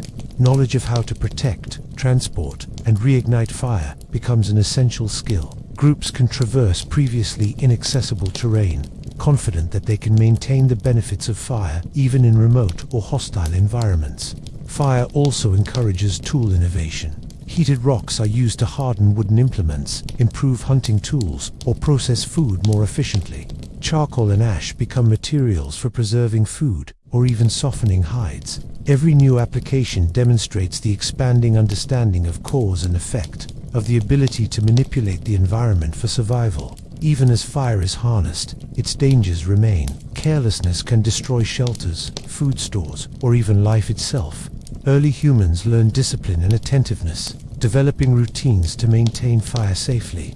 They monitor wind, fuel supply, and the proximity of flammable materials, understanding that mastery is both opportunity and responsibility. Fire is also a teacher of temporality and patience. Flames require constant attention, careful feeding, and observation. They respond to subtle changes in wind and fuel. Humans learn to anticipate outcomes, adjust actions, and persist. This understanding of process, time, and consequence strengthens cognitive ability, decision-making, and planning skills. Over generations, fire becomes embedded in human survival strategy. It is not simply a tool for warmth or cooking, but a cornerstone of social cohesion, planning, and innovation. It defines space, organizes time, and structures the rhythm of daily life. Humans gather around fire to share food, knowledge, and vigilance, learning the patterns of the night, the movements of prey and predators, and the subtleties of their environment. Fire transforms the relationship between humans and nature. It allows them to venture into colder climates, extend activity into the night, cook and preserve food, and create social bonds. The ability to control fire becomes as important as tool-making or shelter, a defining factor in the expansion and survival of early humans. Every spark carried, every meal cooked, every night spent around flames reinforces survival, strengthens social ties, and encourages innovation. Fire is both practical and symbolic, a beacon of life in a dangerous world. Through the mastery of fire, humans begin to understand that they are not entirely at the mercy of nature. They can manipulate heat, light, and the environment to their advantage. They can extend their activities, protect themselves, and plan for the future in ways that were previously impossible. Fire becomes a teacher, a guardian, and a partner in survival. The knowledge of fire, like the knowledge of tools, is cumulative. Each generation learns from the previous, improves techniques, and shares lessons widely, from spontaneous sparks to managed flames, from warmth to cooking to protection. Fire shapes the trajectory of human survival, social development, and cognition. In the glow of the earliest fires, humans discover not just warmth and sustenance, but the power of observation, planning, and cooperation. Each flame illuminates the night, reveals the landscape, and reinforces the understanding that survival is as much about skill, knowledge, and collaboration as it is about strength. The mastery of fire marks a pivotal turning point. It allows early humans to thrive in environments once thought impossible, to extend their reach across landscapes, and to anchor social life around a shared, essential element. Fire is not just a tool, it is a teacher, a protector, and a foundation of human ingenuity, shaping the species in ways that will resonate for millennia. And in these earliest nights, as flames flicker against the darkness, humans sit together, warmed by heat, comforted by light, and strengthened by knowledge, learning that the control of fire is the control of survival, and that with it, they can shape their destiny in a world that is otherwise unpredictable, dangerous, and untamed. Hunting is not just a way to fill the stomach. It is a test of patience, observation, and cooperation, a delicate balance between risk and reward. Early humans watched the land for signs, reading footprints, broken branches, bird calls, and the patterns of the wind. They learned to interpret every subtle hint, to understand the rhythms of animal life, and to anticipate movements that may not be immediately visible. Gathering complements, hunting, a quieter and less dangerous way to acquire sustenance, yet it demands its own expertise. The knowledge of which roots are edible, which berries are ripe, and which nuts are safe to eat is passed through careful observation and oral instruction. Together, hunting and gathering form the foundation of survival, a continuous interplay between strategy, knowledge, and the unpredictability of nature. The hunt begins long before the first arrow or spear is launched. Humans observed silently from hiding, waiting for the right moment, noting wind direction and the alertness of prey. Predators are always nearby, and a misstep could turn hunter into hunted. Patience becomes as essential as speed, and intuition guides each decision. Groups often hunt cooperatively. One person may drive game toward, others lying in wait. Some herd animals are funneled into natural traps or narrow passes, using knowledge of terrain to their advantage. Coordination is crucial, and each participant must trust the others, understanding that the success of the hunt and sometimes survival depends on collective action. Tools and fire enhance hunting strategies. Stone-tipped spears can pierce thick hides, while sharpened blades allow swift processing of meat. Fires are sometimes used strategically to drive animals or illuminate nocturnal movements, demonstrating an early understanding of environmental manipulation. Tracking skills are central. Early humans study the footprints of animals, noting the depth, spacing, and direction of each print. Broken vegetation, droppings, and other signs reveal the size, speed, and health of prey. Observing behavior, they learn the feeding habits and seasonal migrations that guide hunting patterns. Gathering is equally strategic. Humans know which plants thrive in certain soils, which ripen under specific weather conditions, and which can be stored or preserved. Roots must be dug carefully, berries picked without damaging the plant, and nuts collected and stored for lean periods. Even water plants, herbs, and edible fungi become part of the diet, expanding nutritional diversity. The unpredictability of nature teaches adaptability. Animals flee, weather changes, and food sources fluctuate with the seasons. Humans adjust their strategies, learn new routes, and diversify their diet to compensate for scarcity. Observation and memory are critical. Humans remember the locations of fruiting trees, the nesting grounds of birds, and the dens of small mammals, returning seasonally with practiced precision. Hunting requires knowledge of predator behavior as well. The awareness of wolves, big cats, and other competitors informs approach and timing. Humans learn to strike when the risk is lowest and retreat when danger rises. These lessons develop vigilance, foresight, and the ability to make split-second decisions under pressure. Gathering, while less dangerous, is equally demanding. Some plants are toxic, others must be processed before consumption. Humans experiment with preparation, cooking, and storage, gradually expanding the range of edible resources and reducing risk. The division of labor often emerges. Some individuals specialize in tracking and hunting, others in gathering, tool-making, or fire management. These roles are flexible, guided by skill, age, and knowledge. Coordination and communication are essential, reinforcing social cohesion and collective survival. Seasonal patterns dictate movement. In spring, the melting snow and fresh growth bring new opportunities for gathering and hunting young or migrating animals. Summer requires mobility to follow water sources and ripening plants. Autumn becomes a time of preparation, storing food and planning for the lean winter months. Humans learn to predict these cycles and adjust their activities accordingly. The hunt is not always successful. Animals escape, storms interfere, and accidents occur. These failures are lessons, emphasizing observation, patience, and strategy. Success is celebrated not only for nourishment, but as affirmation of skill, cooperation, and knowledge. The pursuit of prey also fosters innovation. Humans experiment with traps, snares, and ambushes, gradually improving efficiency. They learn to combine tools, to set fires strategically, and to work as a coordinated unit, developing early tactical thinking. Even simple observations, such as animal reactions to wind direction or noise, inform strategies and refine skills. Gathering supports hunting, providing supplemental nutrition and materials. Plants, fibers, and other resources collected inform toolmaking, fire management, and even shelter construction. The knowledge of seasons, growth cycles, and edible species becomes a repository of survival wisdom, passed orally and through imitation. Hunting and gathering together foster a complex understanding of the environment. Humans observe patterns of rainfall, river levels, and animal migrations. They recognize cause and effect, the interdependence of species, and the impact of weather and terrain. This understanding shapes decision-making, strategy, and long-term planning. Cooperation is reinforced through these activities. Shared labor, shared risk, and shared reward strengthen social bonds. Elders guide younger members, teaching techniques for tracking, stalking, and collecting.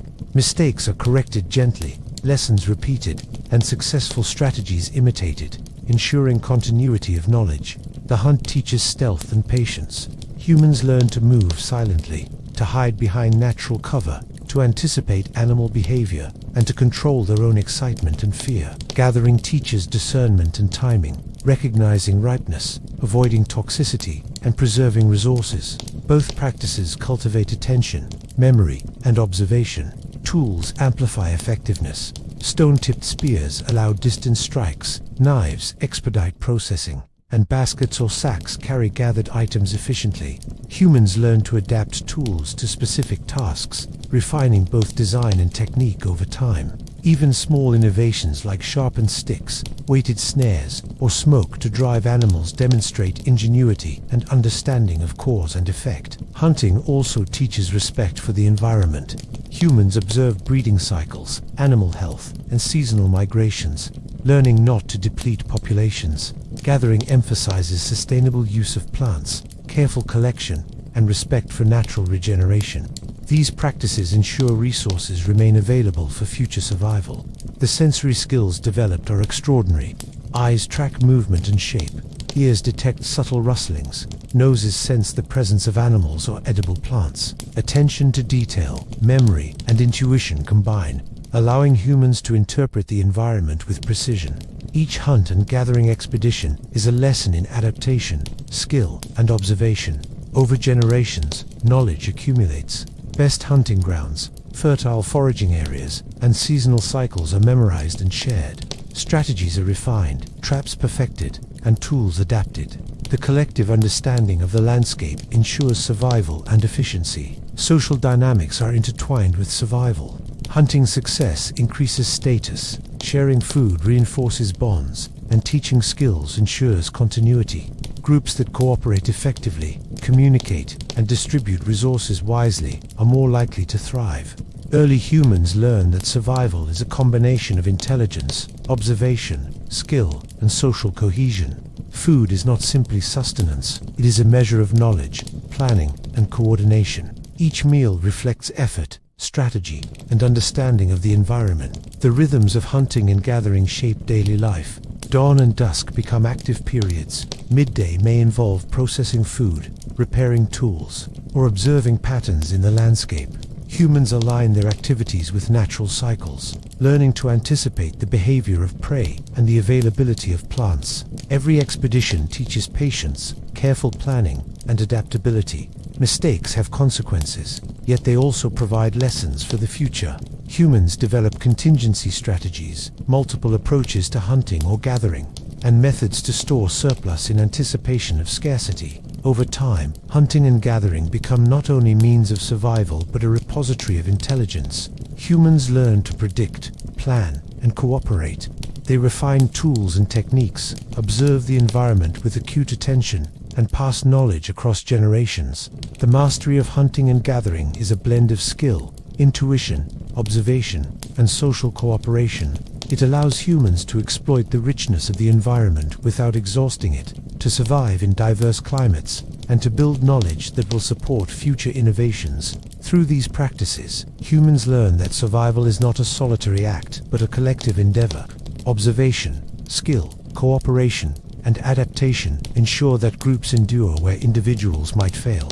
And in the quiet moments after a successful hunt, or the careful collection of edible plants, humans understand the rhythm of life, the interdependence of species, and the subtle art of survival that will define their species for millennia. The world is full of threats, from predators to harsh weather, and for early humans, finding a safe place to rest becomes as important as finding food or water. Shelters are not merely spaces of comfort, they are sanctuaries, fortresses, and centers of social life. The earliest humans seek natural refuges, caves, rock overhangs, and dense thickets which offer protection from wind, rain, snow, and predators.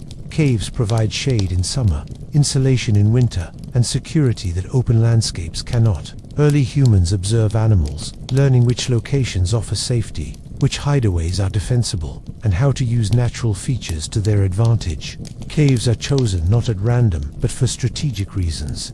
Those near water sources, abundant plant life, and fertile hunting grounds are prized. The layout within caves begins to reflect human intention.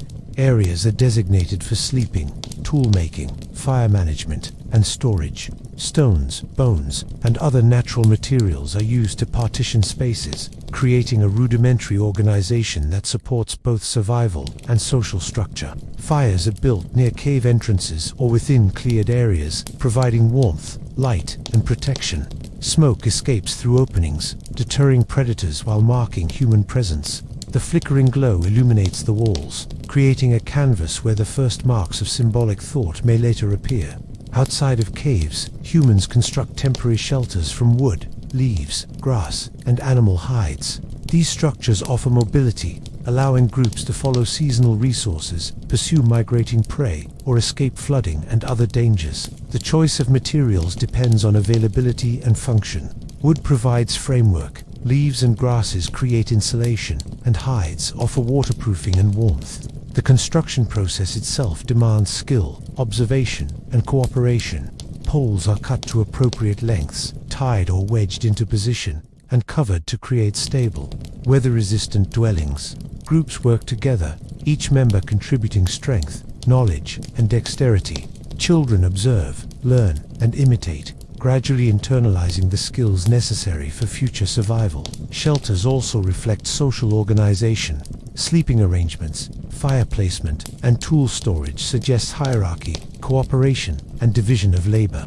Elders may occupy central or more protected positions, while younger or less experienced members occupy outer areas. The arrangement of space reinforces roles, facilitates teaching, and ensures collective safety.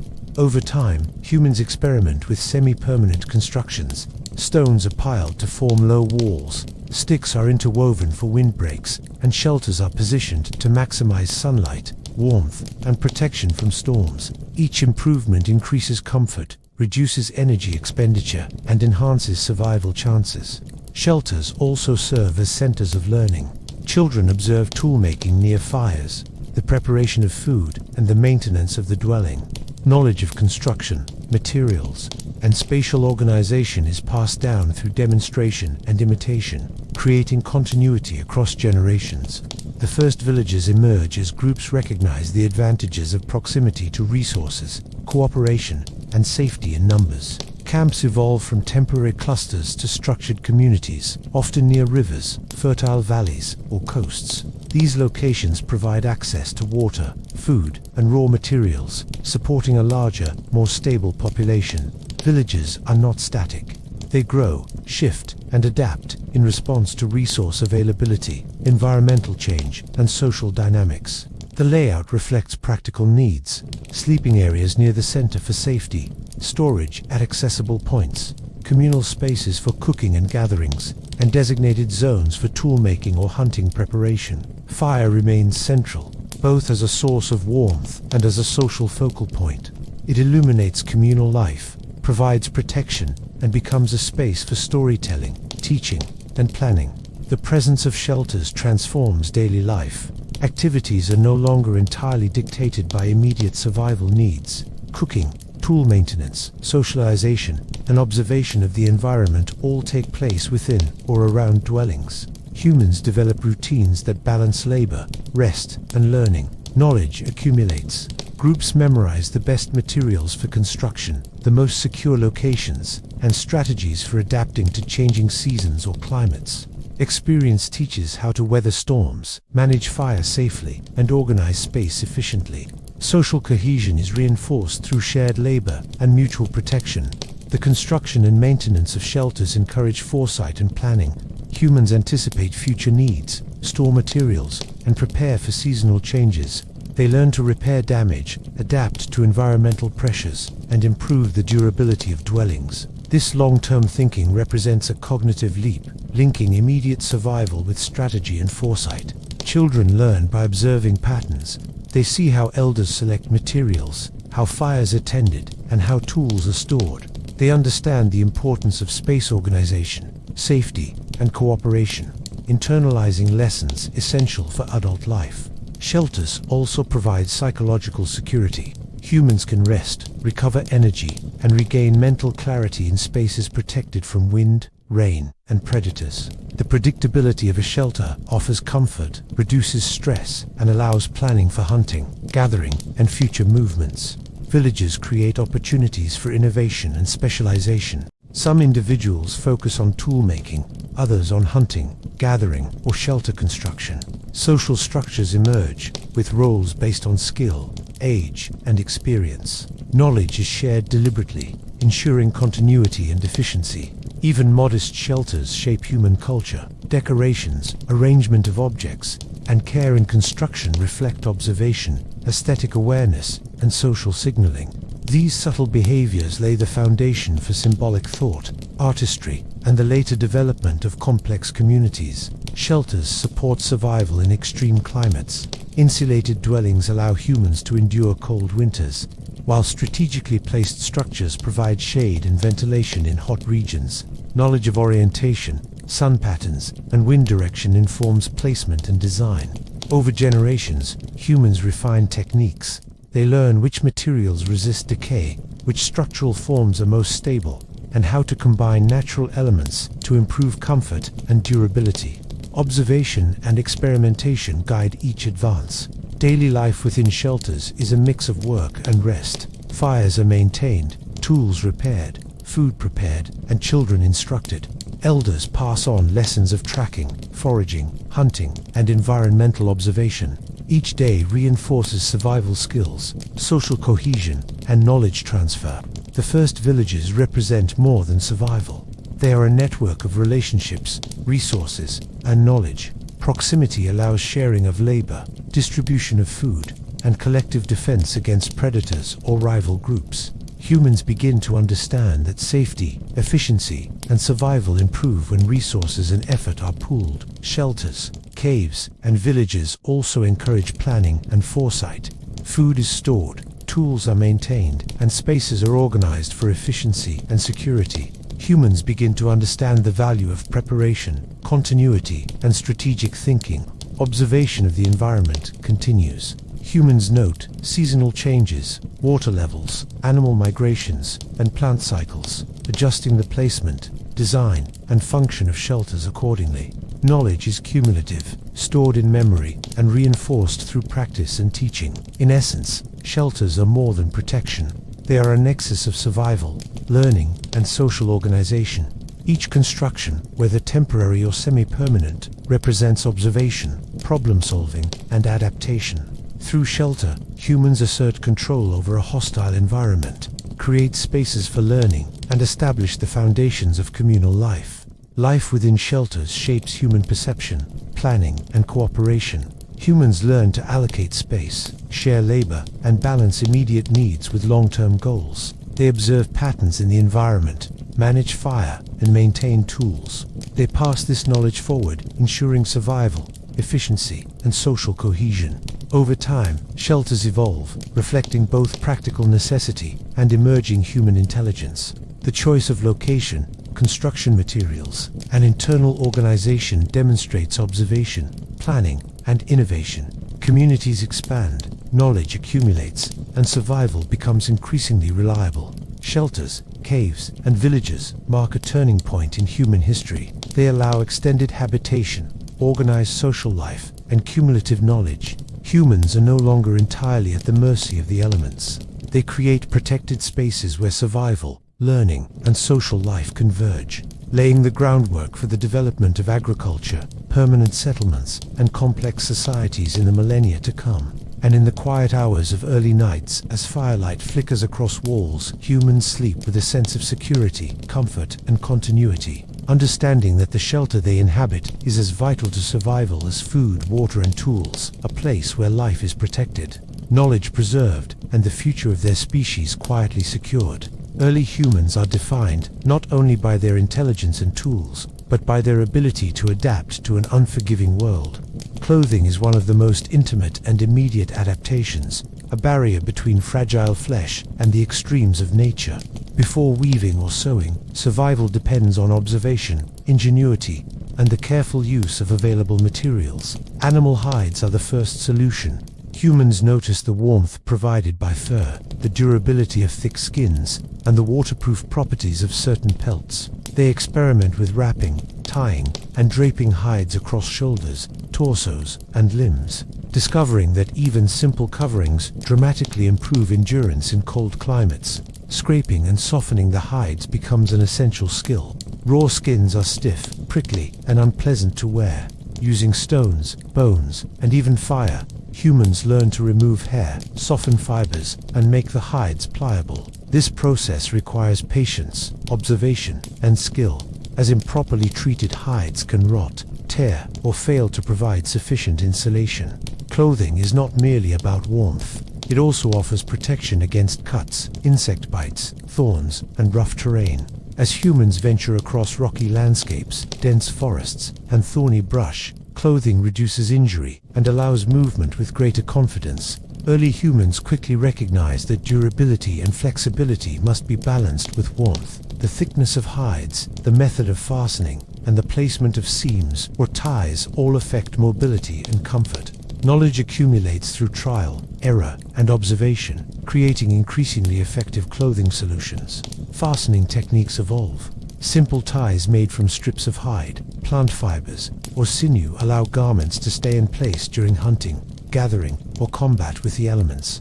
The ability to manipulate materials into functional forms demonstrates early problem-solving, planning, and manual dexterity. As humans migrate into colder regions, clothing becomes essential for survival. Layering hides, insulating extremities, and covering vulnerable parts of the body allows humans to endure temperatures that would otherwise be fatal. Gloves, leggings, and head coverings emerge as practical adaptations. Fire and heat are used to further enhance materials. Softening hides with embers or smoke treatment improves durability and comfort. Humans learn to preserve these materials, ensuring clothing remains usable for extended periods, even when far from their home base or resources. Clothing also facilitates the extension of activity. With proper protection, humans can hunt in snow, travel across ice, and gather food in wind and rain. Movement is no longer limited by environmental conditions. Endurance and resilience increase dramatically. Observation of animals informs design. Humans note which pelts are thickest, which furs shed water, and which hides resist wear. they begin to selectively hunt for materials suitable for clothing, combining knowledge of ecology, resource management, and survival. Beyond practical considerations, clothing begins to signal identity and status. Those who are skilled in hide preparation, those who can maintain and repair garments, and those with access to rare or specialized materials gain recognition within the group. Clothing becomes intertwined with social structure, reinforcing hierarchy, teaching, and the exchange of knowledge. Clothing and hide use extend into ritual and symbolic practices. Humans notice patterns, textures, and colors, sometimes decorating garments with carved bones, feathers, or pigments. Though survival is the primary purpose, aesthetic awareness begins to emerge alongside practicality, linking protection to expression. Humans also learn to combine materials. Plant fibers, sinew, and strips of hide are braided, twisted, or sewn to improve durability and fit.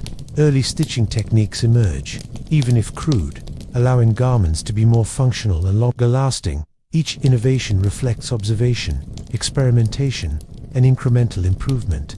Clothing requires maintenance. Hides are cleaned, dried, and repaired to prevent decay and loss of function. Knowledge of preservation techniques, including exposure to smoke or careful storage, ensures longevity. Early humans understand that garments are not disposable, but a vital investment in survival. The production and use of clothing also encourages division of labor and cooperation. Some individuals focus on hunting animals for hides, others on preparation, and still others on construction and decoration of garments. Skills are shared through observation, demonstration, and imitation, reinforcing social bonds and collective knowledge. Mobility is enhanced through clothing. Humans can traverse mountains, forests, tundra, and open plains without being limited by climate. They can remain active for longer periods, carry out hunting and gathering with less risk, and endure harsh conditions that might otherwise be fatal. The development of footwear is a subtle but critical advance. Wrapping feet in soft hides, sometimes bound with sinew or plant fibers, reduces injury, prevents frostbite, and allows humans to cover longer distances safely. Footwear is adapted to terrain, climate, and activity, showing a growing understanding of functional design. Clothing also interacts with fire and tool use. Hides can be softened near embers, cut with stone tools, and shaped to fit specific needs. Humans learn to combine materials creatively, adjusting thickness, layering, and coverage according to environmental demands. Through these practices, early humans gain a sense of control over the elements. Clothing transforms vulnerability into resilience. Humans can endure cold, rain, and wind with confidence, reducing energy loss, preventing illness, and improving overall survival chances. The psychological comfort of clothing is as important as physical protection. Feeling warmth, security, and shelter against the elements fosters calm, focus, and the ability to plan, hunt, and gather more effectively. Over generations, clothing evolves in complexity.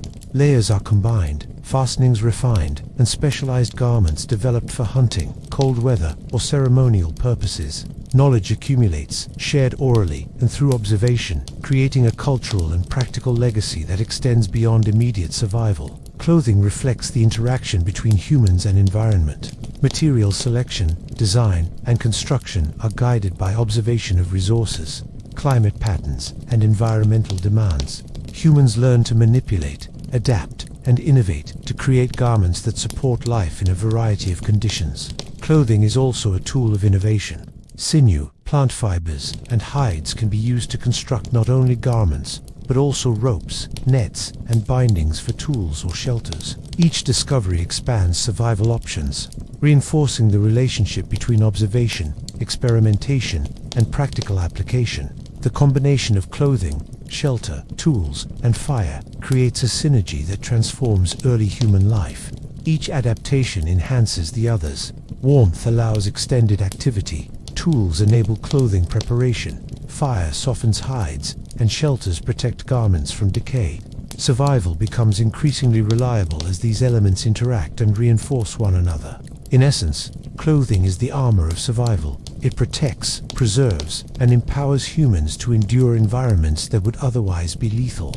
It reflects ingenuity, planning, and the ability to manipulate the natural world to human advantage. Clothing marks the first deliberate extension of protection beyond the body itself, a precursor to later innovations in technology, culture, and civilization. And in the long nights of prehistoric life, as humans huddle around fires in shelters, wrapped in hides that soften the bite of cold winds and protect against the unknown, they feel not only warmth but resilience. Each garment represents observation, skill, and knowledge accumulated over generations. Through clothing, early humans learn that survival is not only a matter of instinct or strength, but of creativity, foresight, and the careful manipulation of materials provided by the world around them, transforming vulnerability into adaptability and endurance, and laying the foundation for the endless human pursuit of protection, comfort, and mastery over the elements. Survival depends not only on strength and tools, but on the ability to share knowledge. Early humans quickly discovered that information about food sources, water, danger, and shelter can mean the difference between life and death. Initially, communication is simple, consisting of gestures, facial expressions, and cries that convey immediate meaning. A raised arm, a sudden shout, or a pointed finger signals danger, directs attention, or coordinates movement. These basic forms of communication are sufficient for immediate survival, but humans, curious and observant, begin to experiment with more complex signals. Sounds are varied in pitch, length, and repetition to convey different meanings. A short, sharp cry may warn of a predator, while a prolonged, rolling call may indicate a hunting opportunity or the presence of distant danger.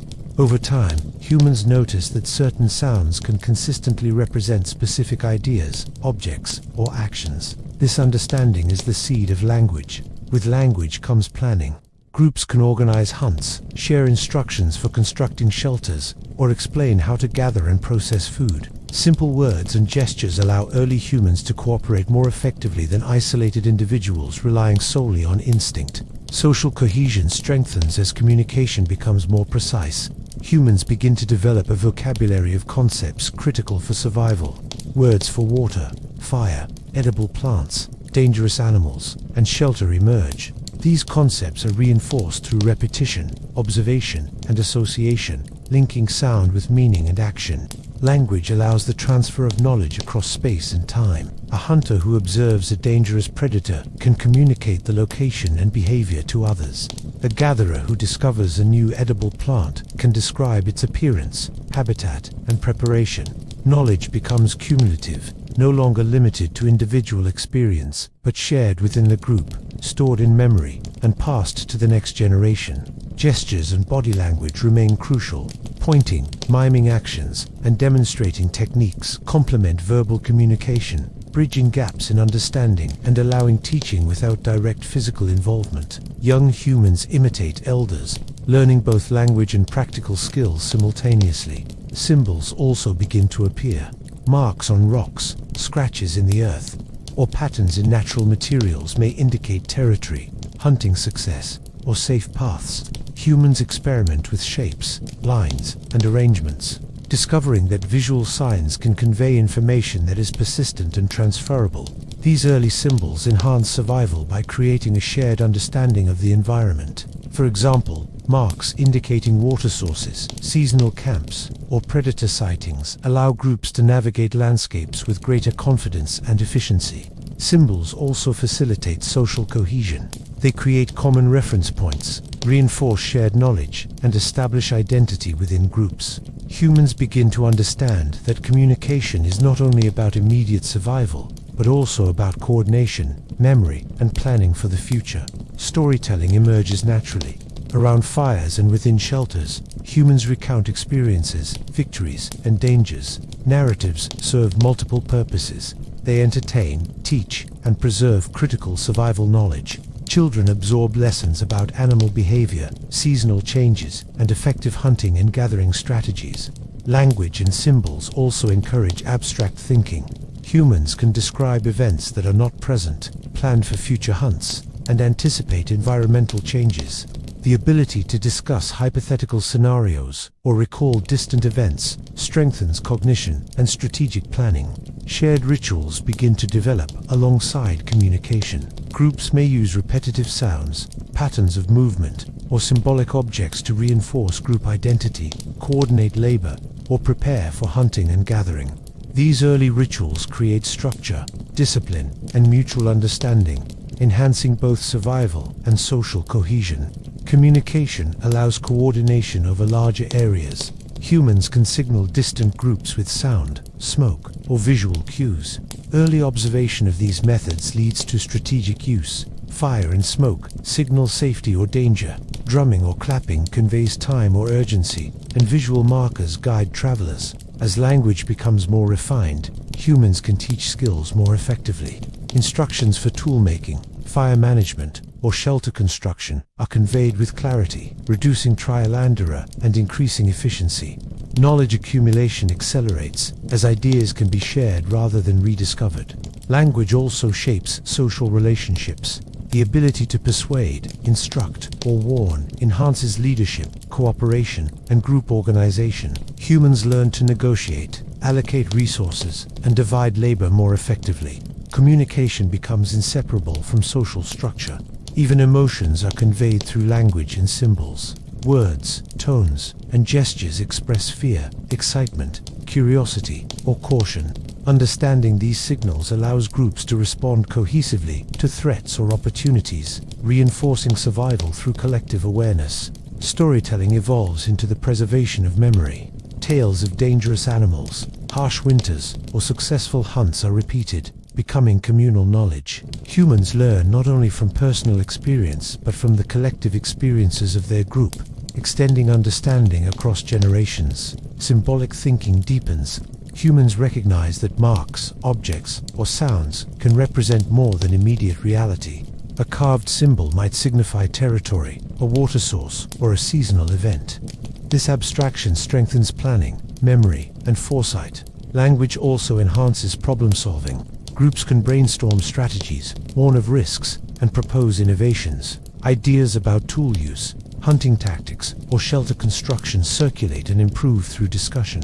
The combination of verbal, gestural, and symbolic communication creates a layered understanding of the environment. Humans interpret signs, sounds, and patterns to make decisions, anticipate threats, and exploit resources efficiently. Communication allows specialization.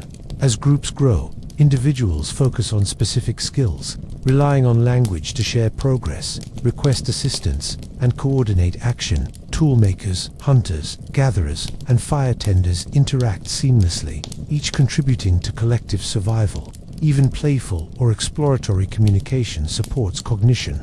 Humans experiment with sounds, gestures, and symbols, learning associations, testing reactions, and expanding the range of expression. This experimentation strengthens memory, observation, and creativity. With cumulative knowledge, humans begin to develop traditions.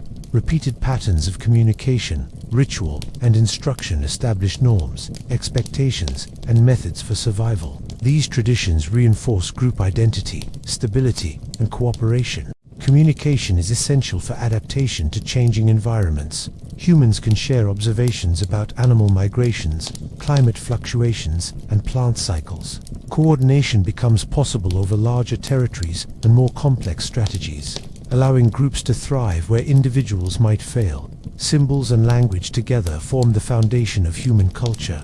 Even as survival remains paramount, humans begin to create meaning, transmit experience, and organize knowledge in ways that transcend immediate needs. This dual-function practical and symbolic marks a turning point in human development. Early humans understand that information is power. Knowledge of terrain, food sources, and predators, once private and personal, can now be shared, remembered, and acted upon collectively. Groups that communicate effectively survive, thrive, and expand, while those that cannot are limited by isolation and ignorance. Language, symbols, and gestures create a web of understanding.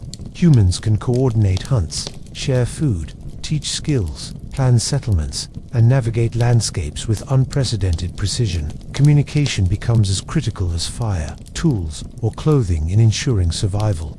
And in the quiet moments around a flickering fire, as humans recount the day's hunt, demonstrate toolmaking, or trace marks in the dirt to indicate hidden water, the seeds of thought, culture, and collective intelligence take root.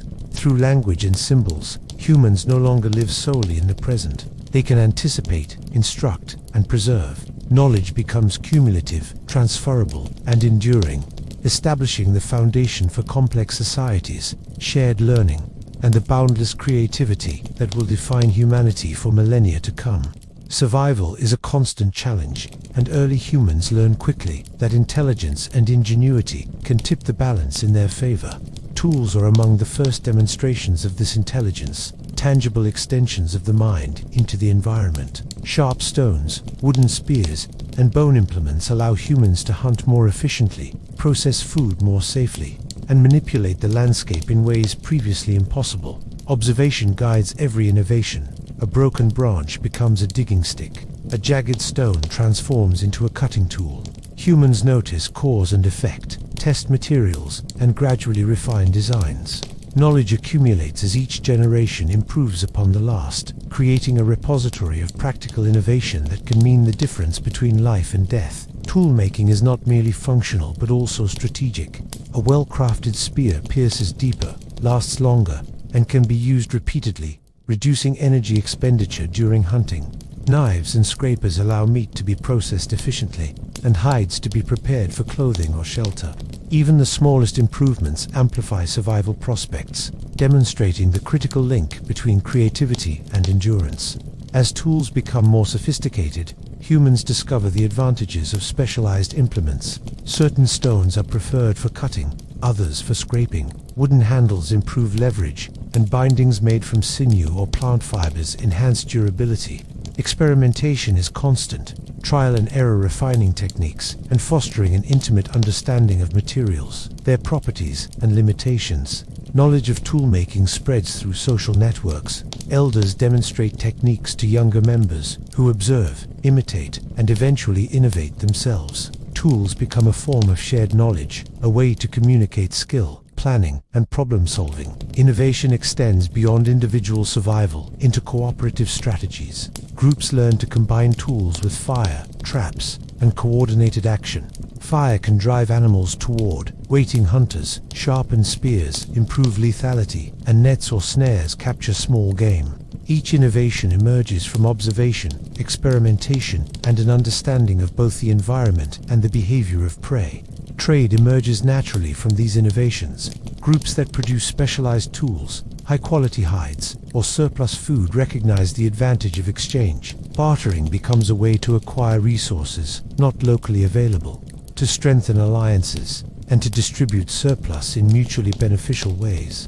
Trade is driven by necessity and ingenuity, but it also fosters social connection, trust, and cooperation between groups. Through exchange, knowledge and technique spread. One group's refinement of spear tips or napping techniques can influence distant populations. Materials unavailable locally, exotic stones, shells, pigments circulate through networks of barter, expanding the possibilities for innovation, clothing, and symbolic expression. Tools are not static objects. They evolve alongside human thought. Humans notice where patterns, breakage, and inefficiency, prompting improvements. Handles are shaped, edges retouched, and new materials tested. These iterative processes represent early engineering, a continuous dialogue between problem and solution. Early humans also innovate in food processing. Grinding stones transform grains, nuts, and roots into more digestible forms. Fire is combined with tools to roast, soften, and cook. Storage containers crafted from wood, bark, or hides allow food preservation, extending survival during lean periods. Innovation is fueled by necessity. Harsh climates, scarce resources, and dangerous predators force humans to think creatively, to improvise, and to experiment. Each problem presents an opportunity for a new solution, and each solution accumulates as collective knowledge. Tools enable humans to shape their environment. Digging sticks extract roots, cutting tools carve shelters, and fire hardens wooden implements. Humans begin to manipulate not only immediate survival tasks, but the broader environment, laying the groundwork for future agricultural, architectural, and technological development. Observation remains central. Humans notice which materials resist wear, which techniques yield the sharpest edge, and which combinations produce the most durable results. Knowledge becomes empirical, based on repeated trials and careful attention to outcomes. Innovation is shared socially. Groups observe one another, imitate effective designs, and adapt techniques to local conditions. Competition and cooperation exist side by side, driving the refinement of tools, strategies, and materials. Trade networks facilitate this knowledge exchange, linking distant groups and promoting cumulative learning. Early humans experiment with symbolic tools as well. Pigments, carved objects, and decorative items emerge from observation, aesthetic curiosity, and social signaling. Though not strictly necessary for survival, these objects strengthen social cohesion, express identity, and transmit knowledge across generations. Tools influence diet and nutrition. Sharper spears and knives increase hunting success, while grinding stones and cooking implements improve digestibility and caloric intake. The cumulative effect of innovation is a measurable improvement in survival, health, and resilience. Cooperation is reinforced through innovation and trade. Complex tasks, such as large game hunts or seasonal migration, require planning, coordination, and shared skill. Tools amplify human capabilities, allowing these coordinated efforts to succeed where instinct alone might fail. Humans begin to understand the relationship between effort, reward, and risk. Efficient tools reduce energy expenditure, allow larger catches, and increase food security. Experimentation with materials, designs, and techniques is motivated by survival and improved quality of life. Trade also introduces cultural complexity. Items carry symbolic as well as practical value, reflecting social status, skill, or alliances. Objects exchanged between groups are not merely tools or food, but markers of trust, collaboration, and shared understanding. Innovation spreads through imitation, instruction, and observation. Young humans watch elders knap stones, attach handles, and construct fire-hardened weapons. These lessons preserve knowledge, foster creativity, and ensure that survival strategies improve across generations. Tool use becomes increasingly integrated with other survival strategies. Fire, clothing, shelters, and tools combine to create a system of interdependent solutions. Innovation in one area enhances effectiveness in others, demonstrating early systems thinking and problem solving. Humans experiment with multi-step processes. Sharpening a spear, preparing hides, and constructing a trap require sequencing, timing, and coordination. Each process strengthens cognitive ability, planning, and understanding of cause and effect. Even mistakes become lessons. Broken tools, failed hunts, and unsuccessful trades teach observation, patience, and adaptability. Humans refine techniques, avoid repeating errors, and improve decision-making, reinforcing survival intelligence. Innovation fosters exploration. With more effective tools, humans can venture farther, hunt larger or more elusive prey, and settle in diverse environments. Tools and knowledge become passports to survival in previously inaccessible regions.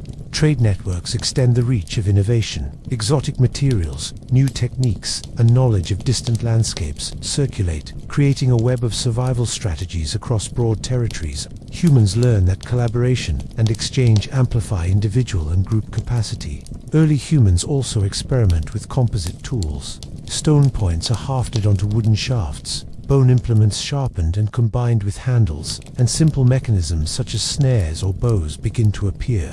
Communication is essential for adaptation to changing environments. Humans can share observations about animal migrations, climate fluctuations, and plant cycles.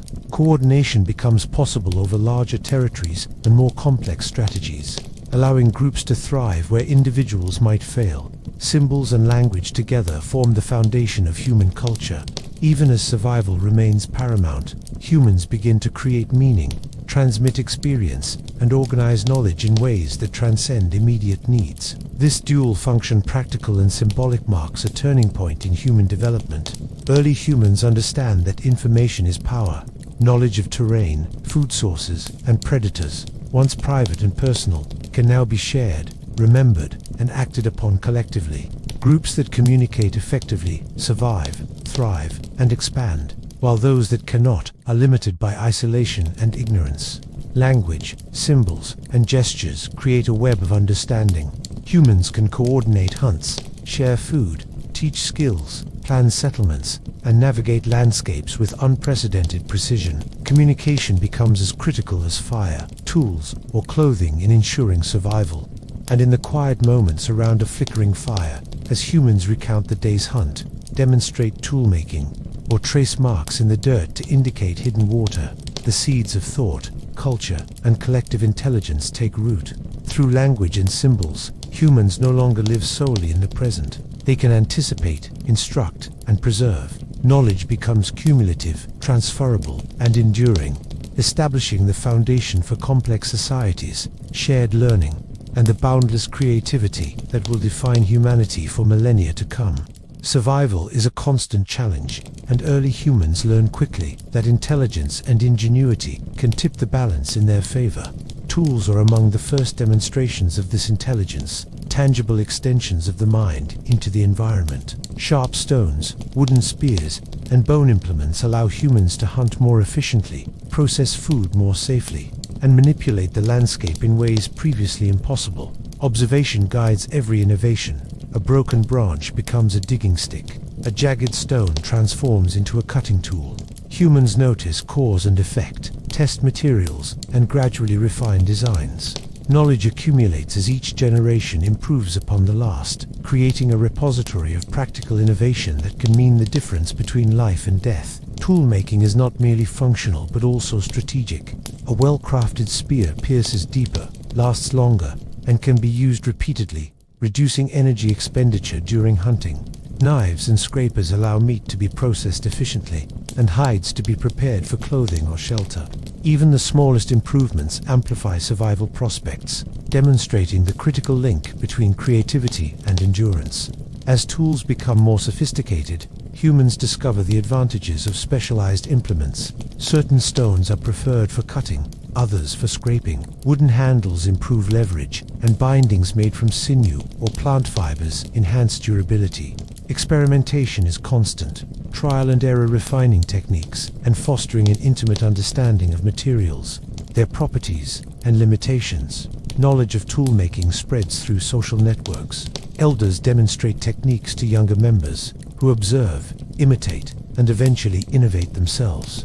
Tools become a form of shared knowledge, a way to communicate skill, planning, and problem-solving. Innovation extends beyond individual survival into cooperative strategies. Groups learn to combine tools with fire, traps, and coordinated action. Fire can drive animals toward waiting hunters. Sharpened spears improve lethality, and nets or snares capture small game. Each innovation emerges from observation, experimentation, and an understanding of both the environment and the behavior of prey. Trade emerges naturally from these innovations. Groups that produce specialized tools, high-quality hides, or surplus food recognize the advantage of exchange. Bartering becomes a way to acquire resources not locally available, to strengthen alliances, and to distribute surplus in mutually beneficial ways. Trade is driven by necessity and ingenuity, but it also fosters social connection, trust, and cooperation between groups. Through exchange, knowledge and techniques spread. One group's refinement of spear tips or napping techniques can influence distant populations. Materials unavailable locally, exotic stones, shells, pigments circulate through networks of barter, expanding the possibilities for innovation, clothing, and symbolic expression. Tools are not static objects. They evolve alongside human thought. Humans notice where patterns, breakage, and inefficiency, prompting improvements. Handles are shaped, edges retouched, and new materials tested. These iterative processes represent early engineering, a continuous dialogue between problem and solution. Early humans also innovate in food processing. Grinding stones transform grains, nuts, and roots into more digestible forms. Fire is combined with tools to roast, soften, and cook. Storage containers crafted from wood, bark, or hides allow food preservation, extending survival during lean periods. Innovation is fueled by necessity. Harsh climates, scarce resources, and dangerous predators force humans to think creatively, to improvise, and to experiment. Each problem presents an opportunity for a new solution, and each solution accumulates as collective knowledge. Tools enable humans to shape their environment. Digging sticks extract roots, cutting tools, carve shelters, and fire hardens wooden implements, humans begin to manipulate not only immediate survival tasks, but the broader environment, laying the groundwork for future agricultural, architectural, and technological development. Observation remains central.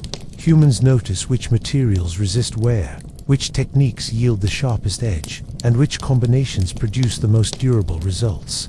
Knowledge becomes empirical, based on repeated trials and careful attention to outcomes. Innovation is shared socially. Groups observe one another, imitate effective designs, and adapt techniques to local conditions. Competition and cooperation exist side by side, driving the refinement of tools, strategies, and materials. Trade networks facilitate this knowledge exchange, linking distant groups and promoting cumulative learning. Early humans experiment with symbolic tools as well. Pigments, carved objects, and decorative items emerge from observation, aesthetic curiosity, and social signaling. Though not strictly necessary for survival, these objects strengthen social cohesion, express identity, and transmit knowledge across generations. Tools influence diet and nutrition. Sharper spears and knives increase hunting success, while grinding stones and cooking implements improve digestibility and caloric intake. The cumulative effect of innovation is a measurable improvement in survival, health, and resilience. Cooperation is reinforced through innovation and trade. Complex tasks, such as large game hunts or seasonal migration, require planning, coordination, and shared skill. Tools amplify human capabilities, allowing these coordinated efforts to succeed where instinct alone might fail. Humans begin to understand the relationship between effort, reward, and risk. Efficient tools reduce energy expenditure, allow larger catches, and increase food security. Experimentation with materials, designs, and techniques is motivated by survival and improved quality of life. Trade also introduces cultural complexity. Items carry symbolic as well as practical value, reflecting social status, skill, or alliances. Objects exchanged between groups are not merely tools or food, but markers of trust, collaboration, and shared understanding. Innovation spreads through imitation, instruction, and observation. Young humans watch elders' napstones, attach handles, and construct fire-hardened weapons. These lessons preserve knowledge, foster creativity, and ensure that survival strategies improve across generations. Tool use becomes increasingly integrated with other survival strategies. Fire, clothing, shelters, and tools combine to create a system of interdependent solutions. Innovation in one area enhances effectiveness in others, demonstrating early systems thinking and problem-solving. Humans experiment with multi-step processes. Sharpening a spear, preparing hides, and constructing a trap requires sequencing, timing, and coordination. Each process strengthens cognitive ability, planning, and understanding of cause and effect. Even mistakes become lessons. Broken tools, failed hunts, and unsuccessful trades teach observation, patience, and adaptability. Humans refine techniques, avoid repeating errors, and improve decision-making, reinforcing survival intelligence. Innovation fosters exploration. With more effective tools, humans can venture farther, hunt larger or more elusive prey, and settle in diverse environments. Tools and knowledge become passports to survival in previously inaccessible regions. Trade networks extend the reach of innovation. Exotic materials, new techniques, and knowledge of distant landscapes circulate, creating a web of survival strategies across broad territories. Humans learn that collaboration and exchange amplify individual and group capacity. Early humans also experiment with composite tools. Stone points are hafted onto wooden shafts, bone implements sharpened and combined with handles, and simple mechanisms such as snares or bows begin to appear. Each combination multiplies effectiveness, demonstrating ingenuity and foresight. Innovation is iterative. Designs improve over time, materials are tested, and strategies are refined. Observation, memory, and collaboration converge to create cumulative advantage, increasing the survival prospects of each group. Tools and trade together reshape human life. Tasks that once required immense effort become feasible. Travel becomes safer, and social connections strengthen. Knowledge, skill, and collaboration become as essential as strength or speed. Cultural and practical evolution advance in parallel. Humans learn to value skill, knowledge, and foresight. Leaders and elders gain recognition not only for strength, but for ingenuity, teaching ability, and the capacity to coordinate survival strategies. Communities grow more complex, resilient, and capable of adapting to change. Through tools and trade, humans assert influence over the environment. They manipulate materials, improve efficiency, and extend reach. Survival becomes increasingly dependent on knowledge, creativity, and social cohesion, rather than brute force alone. And in the quiet hours around fire or shelter, as tools are repaired, new implements tested, and trade items exchanged, humans recognize that survival is a networked, cumulative endeavor. Every innovation, every improvement, every successful exchange strengthens the group, expands capability, and secures the future. Tools are not just objects. They are the embodiment of observation, creativity, and shared knowledge. Trade is not merely exchange, it is the circulation of survival wisdom, cooperation, and trust. Together, tools, trade, and innovation define the human ability to thrive, adapt, and endure, laying the foundation for civilization, technology, and the unrelenting pursuit of improvement that will shape millennia to come. Prehistoric humans leave behind no written records, no monuments, no archives of daily life. Yet, their survival is etched into the landscape, their legacy carried in the tools they shaped, the shelters they built, the fires they tended, and the knowledge they passed along. Every step they took, every strategy they developed, was a delicate negotiation with a world that offered both opportunity and threat. Survival was not a single skill, but a constellation of adaptations, woven together through observation, experimentation, cooperation, and innovation. Each day brought challenges that demanded attention, patience, and ingenuity. They read the land like a living book, observing the migration of animals, the ripening of plants, the rise and fall of rivers, and the shifting patterns of seasons. Knowledge of these cycles allowed humans to move strategically, to plan hunts and foraging excursions, and to anticipate scarcity before it arrived. Tools, humble though they might seem, are the fingerprints of human thought. Stones are shaped into sharp edges, bones carved into points, wood fashioned into handles. These implements extend strength, increase efficiency, and reduce risk, transforming humans from mere prey into cunning hunters capable of bending the environment to their needs. Fire, once a flickering spark discovered, perhaps by lightning or friction, becomes the cornerstone of survival.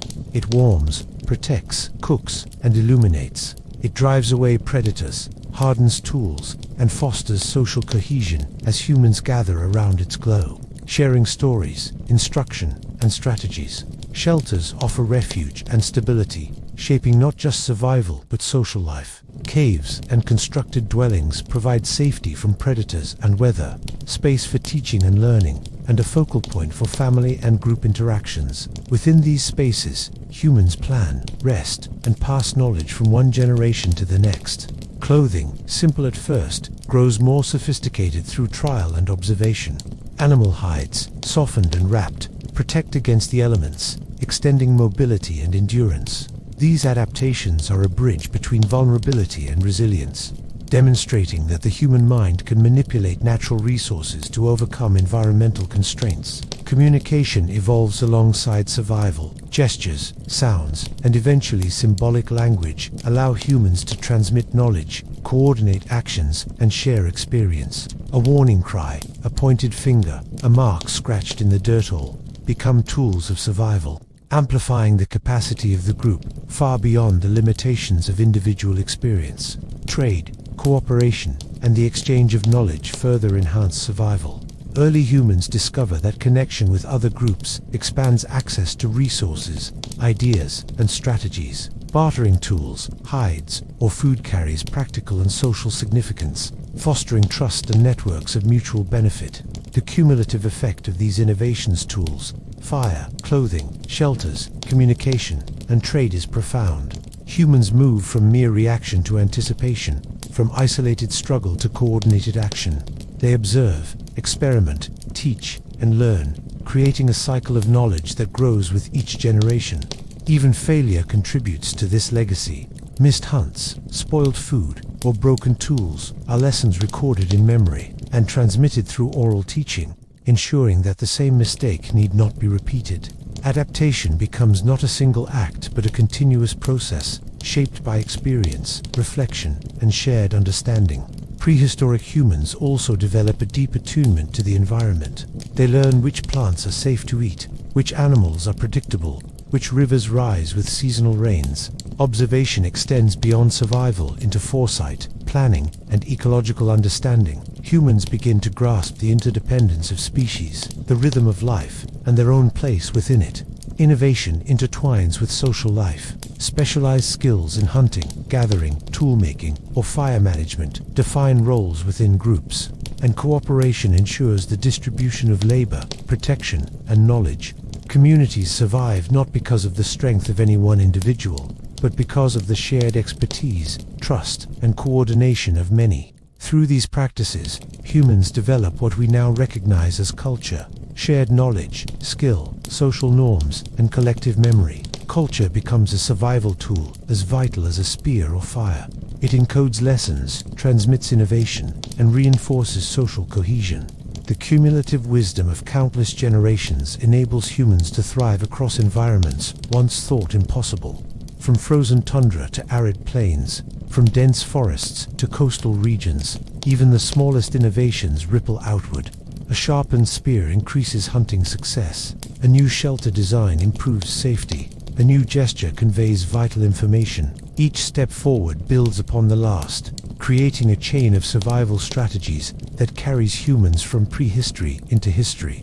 And while prehistoric humans never knew the civilizations, technologies, or global connections that would eventually arise, their ingenuity, observation, and resilience lay the groundwork. Every act of survival, from tracking prey to tending fire, from crafting tools to teaching children, contributes to a legacy that is both practical and profound. We inherit not only their physical adaptations, but their methods of learning, cooperating, and innovating. Their lives remind us that survival is not solely about brute strength or luck, but about attention, skill, foresight, and the ability to work together.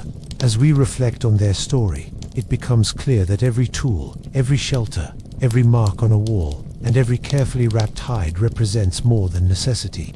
It represents thought, observation, and intention. Their existence was a dialogue with the world, a negotiation between danger and opportunity, and a demonstration of human ingenuity at its most fundamental level. And so as the fire burns low in a prehistoric shelter, as children mimic the gestures of elders, and as the night settles over a landscape that is both beautiful and perilous, humans rest secure in the knowledge that survival is both an individual and collective endeavor. Their lessons echo across millennia, quietly shaping every human step that follows. From the first sparks of fire to the earliest exchange of tools, from simple gestures to the dawn of language, every action contributes to a tapestry of survival, resilience, and intelligence. In this, we see the continuity of human endeavor, the thread connecting us to those who faced the raw, untamed world and learned not merely to endure, but to adapt, innovate, and thrive. So as we close the chapter on prehistoric survival, we can imagine the quiet nights of these early humans, the glow of firelight on stone walls, the careful arrangement of hides, and the whispers of knowledge passed from elder to child. We can hear the soft crackle of embers, the rhythmic scratching of tools, and the cautious laughter of those who have conquered another day in a world full of danger and wonder. And as you drift into sleep, thinking of their struggles, their triumphs, and their ingenuity, let it be a gentle reminder that the human story is one of observation, adaptation, and persistence. Good night, traveler. Rest now until we meet again. Let the quiet of the night soothe your mind, and may the stories of those first humans, how they observed, adapted, and endured, linger softly in your dreams. Sleep peacefully, carrying with you the quiet strength, resilience, and curiosity that has guided humanity from the earliest days, and wake ready to explore the world anew.